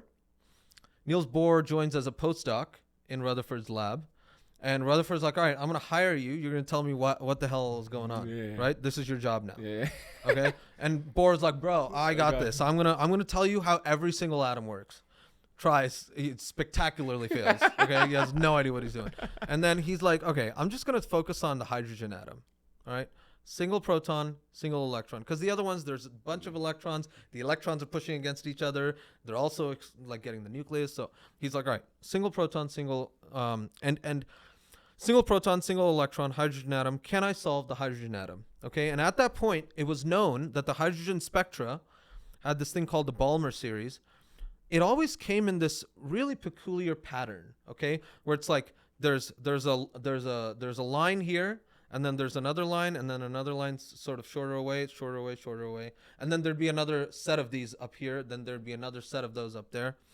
And somebody worked out that the frequencies of all of these lines was proportional to the difference in 1 / squares of numbers. Okay. Just pure numerology, okay? Yeah. He was just like, look, if I do 1 minus 1/4, I get this line. Yeah. If I do 1 minus 1/9, I get this. I get this line. If I do, he's just pure numerology. Yeah. Right? And he's like, guys. As the kids say, the math was mathing. The math was mathing. No idea what's going on.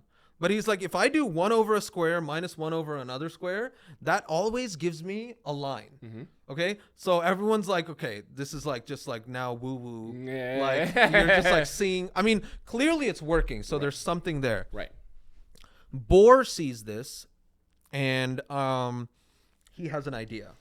Okay, so before this, Max Planck had already found out that if I quantize the electromagnetic field, which means that I say, okay, I can't have light that's arbitrarily small at a given frequency. Okay. Like if I have light at, let's say, like really high frequency, like gamma radiation, I can't have like an arbitrarily small amount of gamma radiation.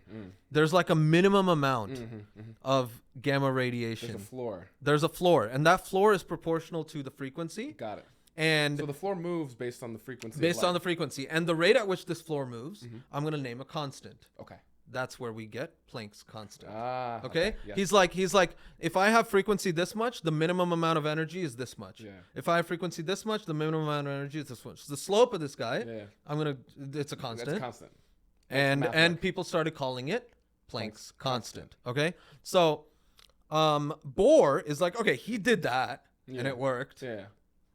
Why don't I do that? Why don't I do that here? Why don't I say that the angular momentum of the electron around my hydrogen atom comes in chunks of Planck's constant. Yeah. Divided by 2 pi because there's like a, 2 pi in a circle. Yes. There's like angular versus rate. Anyways, but he's like, let's say that it comes as 1 times h over 2 pi or 2 times h over 2 pi, blah, blah, blah, blah, blah. Yeah. And he basically noticed that like Planck's constant kind of looks like angular momentum. The units are the same. Mm-hmm. So maybe, Yep. when he does this, Yep. he gets these like orbits. There's like a smaller orbit where it's 1 h bar over 2 pi, then there's 2 h bar over 2 pi, and he gets these orbits. And when he says, okay, if I take differences between the energies at these orbits, I can calculate the kinetic energy, right? And the total energy of the system. I can like take the difference. Yes. That is exactly this numerology Thing. nonsense It that maps. people have been doing. Yeah. That is the same numerology as this stuff. On top of that, I can now justify like how big these orbits are. Yes. And that corresponds to 1 angstrom. The number 10 to the minus 10 meters, which is the size of the hydrogen atom. Right.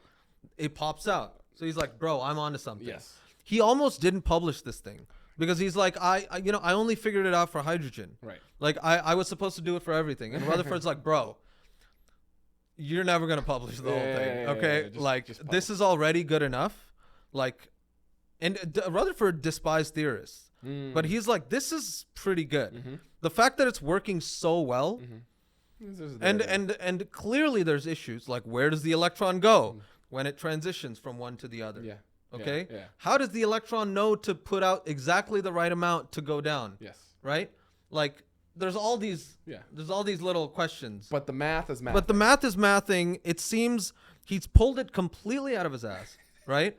But it's it's but at that point everyone's doing this. Right. Like Max Planck also did this thing Out of and was like, oh, it works.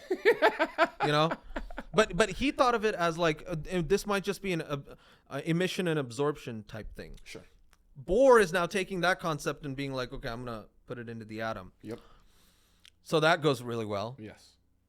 Then there's a guy, Sommerfeld, in Munich, and this is where Heisenberg comes in. Okay. Heisenberg's now a PhD student with Sommerfeld at the University of Munich. And at the University of Munich, Sommerfeld and some of his other students start looking at Bohr's atom, and they're like, well, this kind of looks like planets, right? Basically, he's just saying that the orbits are no longer like can be anywhere. They're only in these discrete spots. Sure. But like planets... They're racetracks that are predefined, basically. Yeah, they're racetracks that are predefined, and Bohr is like they're all circles. Okay. But the planets are held together by a central force due to gravity, which has the same exact form as the central force due to electromagnetism. Just the constant is different. Electromagnetism is a little bit strong, not a little bit actually, a whole lot stronger. But the 1/r² thing, where it's like if I double the distance, I decrease the force by 1/4. Yes. That thing is the same. Got it. So the mathematical structure is the same. Yes. Which means that the kinds of orbits that planets do, these electrons should do around it, right? And planets don't do circular orbits. From the time of Newton, and actually from the time of Kepler, we know that they use elliptical orbits, right? So Sommerfeld's like, let's generalize this thing, okay? So we've got one number that tells you the orbit that it's in. What if we have another number that tells you sort of like the ellipticity of this thing? Yes. Like how skewed this orbit is. Yeah. Is it like a wider elliptical orbit? Or or is it real super circular? Right. You know. Right. And then so that becomes this guy. Yep. Okay. And so he's like, let's start including that. Okay, what's the advantage of this? There's always, in physics, whenever you try to come up with a new idea in terms of a theory, you want to try to see if it can explain some kind of experimental fact, right? Einstein did this when it comes to, he explained the not presence of an ether and like this whole stuff, and why light can go at the same speed everywhere. It's constant. Planck's constant explained blackbody radiation really well. It fit the data amazingly well. So Bohr, obviously, with the spectral lines. So now this guy is like, okay, what are we trying to explain here? There's something called the Zeeman effect. Okay, basically, when you put you get these emission lines, but if you put the gas in a magnetic field and then you do this experiment, instead of one line, you're going to get three. Okay. You're going to get the original line, then you're going to get one that's slightly higher frequency and one that's slightly lower frequency. Okay?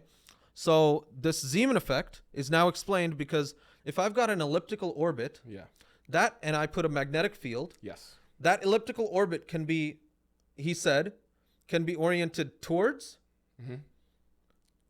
perpendicular, or anti-parallel. Right? Like kind of like a magnet. Yes. A compass. How does a compass work? Exactly. It finds the true north based on the Earth's big magnetic field, right? It aligns with it. Yes. Well, now we've got like this electron orbit that'll either align with the magnetic field for a lower energy, or not align for a higher energy, or an intermediate value. So now you get your three. That's why there's the 3 bars. Right? Yes. So he's like, okay, cool. Dope. Yes. This is working. Yes. And he gets some points there. Yes. Sommerfeld at this point is this established guy at University of Munich. Heisenberg is his student. Yes. Okay. Heisenberg does his PhD defense under Sommerfeld.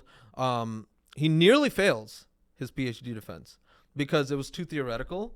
And like Wien, who was the other big physics guy at University of Munich, nearly failed him because, first of all, Wien was like, what physics did you do? Right. You're just doing like math.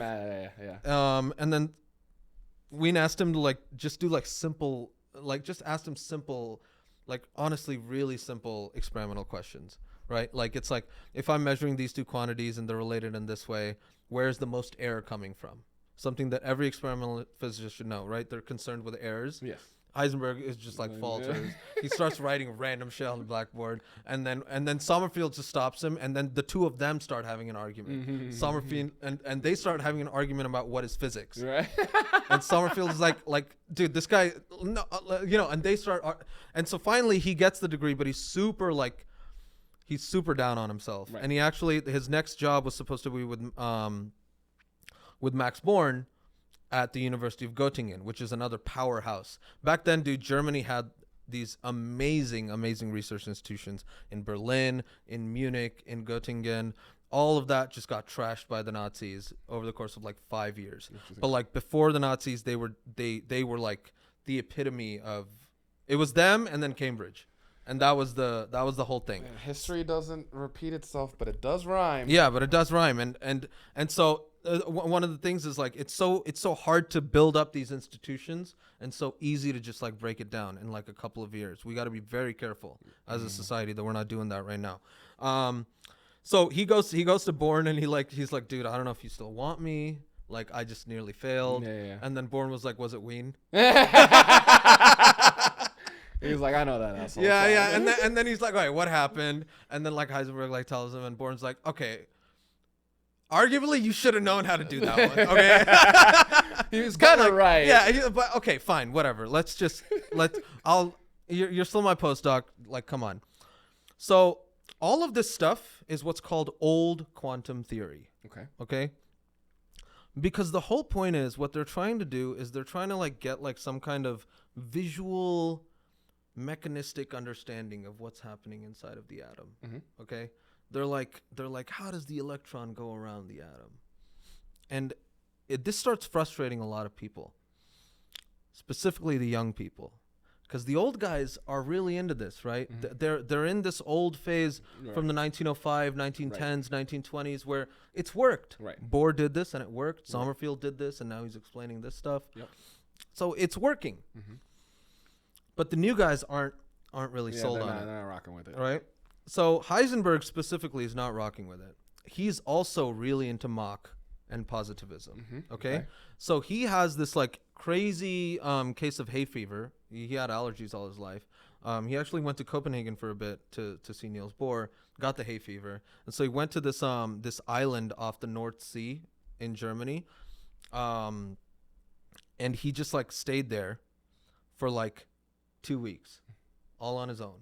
And that's where he comes up with this magician shit. Oh my God. Okay? On his own, on an island, trying to recover from allergies. On his bout of hay fever, just sweating in the bed. In the bed, and he has this epiphany. And his epiphany has to do with the same, one of his he was a huge fan of Einstein, okay? And he loved the fact that Einstein used this like Mach's positivism to say, what is the stuff that I can measure? What is my experience?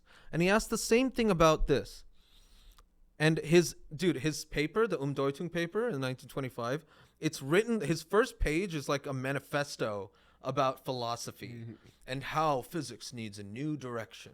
And like, it's just this pretentious, like, it's like this tirade on why everyone else is wrong. Yeah. But the central tenet is, can you see an electron going around an atom? Okay. That's what he asks. The answer is no. We cannot observe an electron going around an atom. We can't see it. What can we see? What we can see are spectral lines, their frequencies, and their brightness. That's what we should be concerned about. Those are, in principle, observable. That's what he uses. He says, in principle, those are observable. The atom, there's no way we can see an electron. Like, we can see planets move around, but we can't do that with this stuff. Right. What we can see is their transitions from different energy levels. And we can see how bright those transitions are. That's what we should be concerned with. So he develops a new quantum description for the kinematics and the mechanics of atoms. That's what he called it. And when he's doing this, this is where the magician stuff comes in, okay? He's like, okay, you know how I have like I can go from like, let's say n equals 6, the higher orbital, to n equals 1. Okay? I can go all the way down like that. I can do that in one jump, or I can do that in several jumps. I can go from 6 to 3, 3 to 1, or 6 to 2, 2 to 1. And each of those transitions corresponds to a frequency. And if I add those frequencies, then they equal the big frequency. Okay. Because of the way that the energy works, right? With like the energy is proportional to the frequency. So if I want to add the energy from here to here, all I'm doing is I'm adding the frequencies from here to here, right? So the frequencies add. Okay, so he's like, what does that remind me of? Well, the way we describe waves in mathematics is with an exponential, e to the power of I times some omega t. Basically, I'm saying e to the power of some imaginary times like the angular component, which is the speed at which my angle is moving, the frequency, times some time. That's going to give me a sine wave and a cosine wave. And with exponentials, just like e to the power of a, if I want to add, like the frequencies are in the exponentials, right? So if I want to add the exponential stuff, I got to multiply these two. Yes. Make sense? Yes. So e to the power of a times e to the power of b is going to give me a plus b on the top, right? That's the standard thing that we do with exponentials. Yep. Okay, so that's the frequency part. Yes. The amplitude part is the stuff that's in front, right? There's going to be some number multiplied by e to this sign that's going to tell me how big my sine and cosine is, right? So if I'm adding the exponential part, I'm going to have to multiply the amplitude parts. Okay, so he's like, that's what I should be worried about, is how do I multiply these amplitudes? He tries doing it the normal way. It doesn't work. Okay, it doesn't like just mesh with the way that like these transitions work and things like that. And he comes up with this really weird multiplication rule that says that if I multiply 2 like a times b, that's different from if I multiply b times a. Okay? It's called non-commutativity. Non-commutation, okay? The commutative, like commutation is central to the multiplication of normal numbers, right? 5 times 4 equals 4 times 5 equals 20. Right. That's why I'm furrowing my brow. Yeah, but now you're like, and even Heisenberg's like, so even he didn't know the magic trick that he was pulling. Right? But he wrote this up and he sends it. He's like, it works. It tells you the brightness of the spectral lines, which is a new experimental thing that you've like sort of explained. He's like, I don't know, right?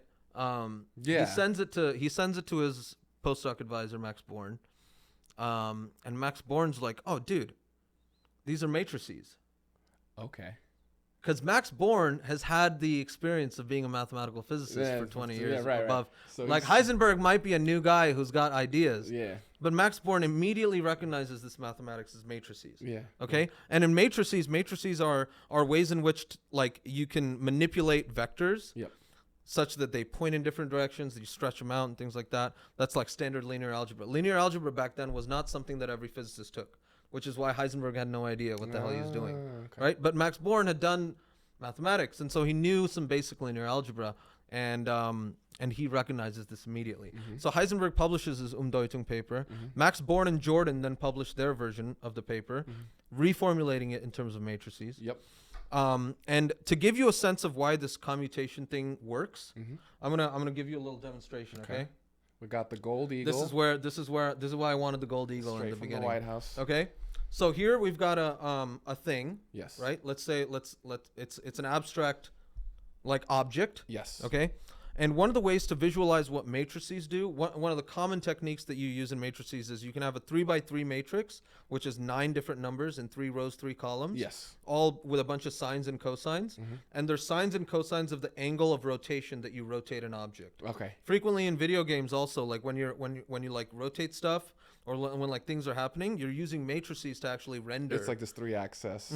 Yeah, it's like there's like X, Y, Z, and so when you like rotate along some axis, there's some sines and some cosines somewhere and things like that. Okay, that makes sense. So what we're gonna do right now is we're gonna apply 2 different matrices to this thing. 2 different rotation matrices.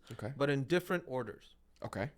So we're gonna start off with the eagle facing away from me. Yes. The first rotation we're going to do is along the z-axis. So from the top down, we're going to rotate 90 degrees towards you, to the left. Okay. And the second one we're going to do is along this axis, which is perpendicular to me, like, and it's going to rotate away from me downward. So it's going to be facing. So we're going to see what happens. So the first thing, we're going to rotate 90 degrees along z. Yes. And then 90 degrees along this. Yes. Okay. So the first thing, 90 degrees along you. Now it's facing you. Yes. Now we rotate along this axis, so it's facing downward.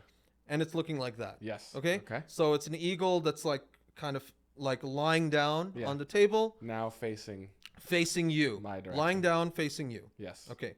Now let's start again. Having started facing vertically. Started facing upright that way. Okay, now I'm going to do it the opposite direction. I'm going to first rotate along this axis. Now it's facing down. And then now I'm going to rotate along this axis. Now it's facing downward with its stomach on the table. Yes. Yes. See? And this is why the order of The those order matters. because of the rotational dynamics that happen. Because this is a matrix. Right. What right. I just applied is not, I didn't multiply this by a simple number. Right. I multiplied it by a matrix. The orientation of this thing, I applied a matrix to it. Right. That gave me a new orientation. Right. Versus. Yes. That's a great visual explainer for why the order matters. Yeah, the order in linear algebra, the order matters. The order of operations matter. Yeah, it's the operation that we're doing is not multiplying by a number. Right. We're acting with a matrix. One of the things I really am upset about my early math education is that I'm a visual learner, and I just did not get. No one ever translated the visual of what's actually happening. Yeah. As we were discussing the concepts, I only learned that later in life, and like this would have been way easier for me. Yeah. Because because mathematics is a language about. It's a beautiful. It's the only language that works when we're trying to describe like processes in a very precise way. Yes. Right. Yes. That's brilliant. I totally get it. It makes sense, right? Totally And another just a side bit, these rotations do not commute in 3 dimensions. But if I were to do a 2-dimensional rotation, meaning I can only do this way, right? 3 dimensions means I can rotate this way and all these ways. Yes. 2-dimensional means I'm stuck on the plane. Yeah. If I rotate this way 90 degrees and then this way 30, whereas if I rotate this way 30 and then this way 90, I get the same. Yeah. Right? Yeah. So in 2 dimensions, rotations commute. Right. And the order doesn't matter. But in 3 dimensions, they do. And that's actually going to be if we get into quantum mechanics later, that's actually a huge thing in quantum mechanics. Okay. This is called SO3, the group of rotations in 3D, and it's the underpinning for spin and all spin up, the spin down, all of the crazy stuff. Yeah, and all of that just comes from basic mathematics of us living in 3 dimensions. It's an interesting application of fundamental math concepts and what the implications of them are when you apply it into this functional context or whatever. Yeah, but this is it's crazy that Heisenberg came up with this multiplication rule not knowing what the hell he was doing. Yeah. Right? He must have thought he was going fully crazy. Right. He's like, I got A times B does not equal B times A. And then Born was like, no, this is fine. Actually, I'll do you one better. They wrote and then Max Born, Heisenberg, and Jordan did the follow-up. Did the follow-up after that, all in 1925. And it started just because now you got this language, right? Where now you don't have to care about what the electron is doing. Right? It's that positivism concept. You focus on what is actually, it's interesting because the theory created experimental outcome. It changed the experimental framework of how you think about it. Yeah, how you even think about it. Now you got these quantum states. Yes. Right? And what are the quantum states? It's now we start getting in the whole Copenhagen interpretation. Right. It's don't ask. And now we're starting to piss off Einstein. Actually, a funny story. So Heisenberg told Einstein that I'm a huge fan of yours and the whole Mach and positivism, your philosophy is amazing. So I actually used it to do this. This is when Einstein and Heisenberg were in a debate. Yeah. And then it's dude, I used your, and then Einstein apparently said, a good joke is only funny the first time. What a dick. Yeah, that's pretty. That's kind of a dick move. It's Heisenberg is like way younger than you. Yeah, it's thinks of you as his idol. Right. He was born when you wrote the 1905 papers, and then now it's you're doing. Oh, it's so funny, dude. My mind is just sort of because as we continue to have these conversations, everything gets more and more crystallized for me. So I can begin to intuit as you're going through, because we've talked about the Heisenberg uncertainty principle multiple times on the show. We've talked about quantum mechanics in general ways all the time. But now having walked through this story arc, the historical context is also super important, and I don't want to lose sight of, because it's this idea these ideas are compounding. Yeah, they're built up. They're built up one at a time. It's not just thin air. No. Each time fresh from zero baseline. No.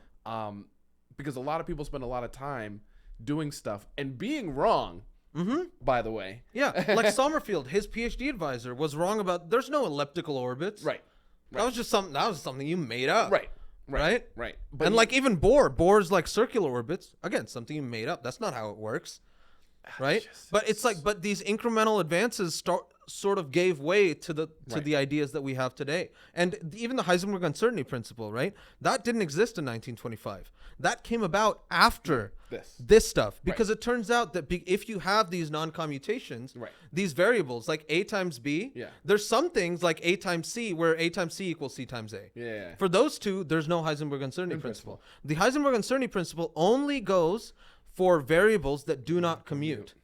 Right? So when you have momentum times position, that's different times with position times momentum. If you measure one and then the other, that's different from measuring P and then the this is part of the reason why you can only know one and not the other. Like and then it becomes a super general thing, because like, look, these rotations don't commute either, right? So now you have something like the total angular momentum and the angular momentum in a particular direction, which is like, the J total and then JZ is what we say in quantum mechanics. The angular momentum in this direction and the angular momentum total in any given direction. Those two don't commute because of these rules. And so that means you can't, those have a Heisenberg uncertainty principle. Energy and time also have an Heisenberg uncertainty principle, right? All because of this mathematical structure that Heisenberg found in this 1925 Umdeutung paper. I got 99 problems, but certainty ain't one. And that's not a problem for him, apparently. It is for Einstein. It is for Einstein. This is, and I mean, this really. And that was 100 years ago. Right, and this is kind of like that at 100 years, where now the UN is now proclaiming 2025 as the International Year of Quantum Science and Technology, which it's crazy to understand how it all started. From a random hay fever guy. Like, dude was 23. Like, and he was young, and that's why he came up with this stuff. There is something about the youthful naivete. That you're not blocked by your prior biases that have been built up from years of life experience. Which may be good in some avenues, but when you're trying to do novel ideation, having a wider search space because you don't already have things blocked off allows for serendipitous discovery. Which is what we're seeing with Heisenberg in the story, which is so crazy. Because we also are in a situation, someone would have come up with it eventually, likely, but if Heisenberg didn't get that PhD, which was on the table. That was on the table. It was very much on the table. What is the trajectory? Like, I mean, we would have been a few years late, I think. Which, like, okay. And I think we would have come about it in a different way. There wouldn't have been a magician paper. It would have required like a bit more and a bit more and a bit more. Schrodinger actually independently came up with his wave equation that was separate from Heisenberg's. And then it turns out that those two were equivalent. Got it. But Schrodinger's was much more still in the vein of old quantum, of like, I want to see what the electron is doing.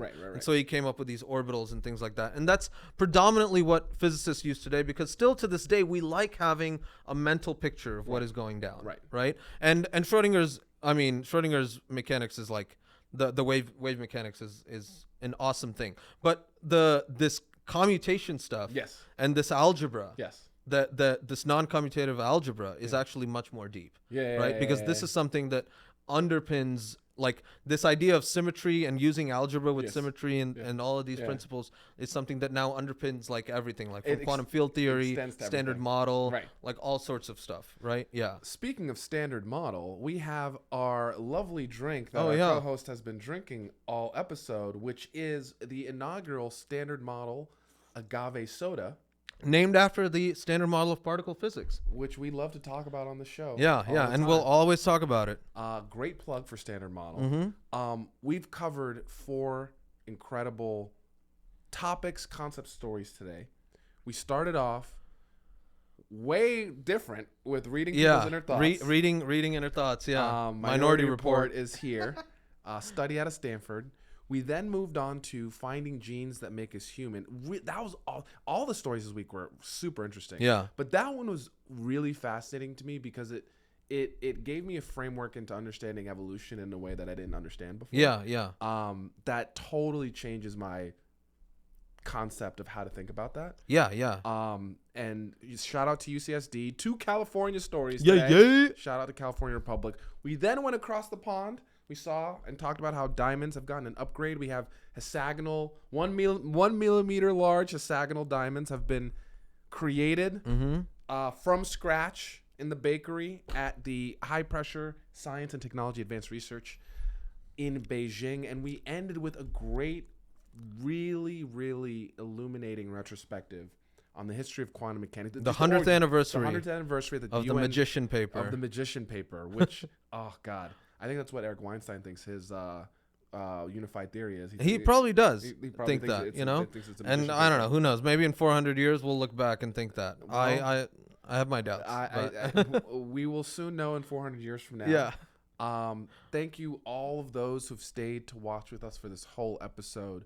As always, we cover the week's breaking science headlines, research papers, and an occasional mystery box or retrospective.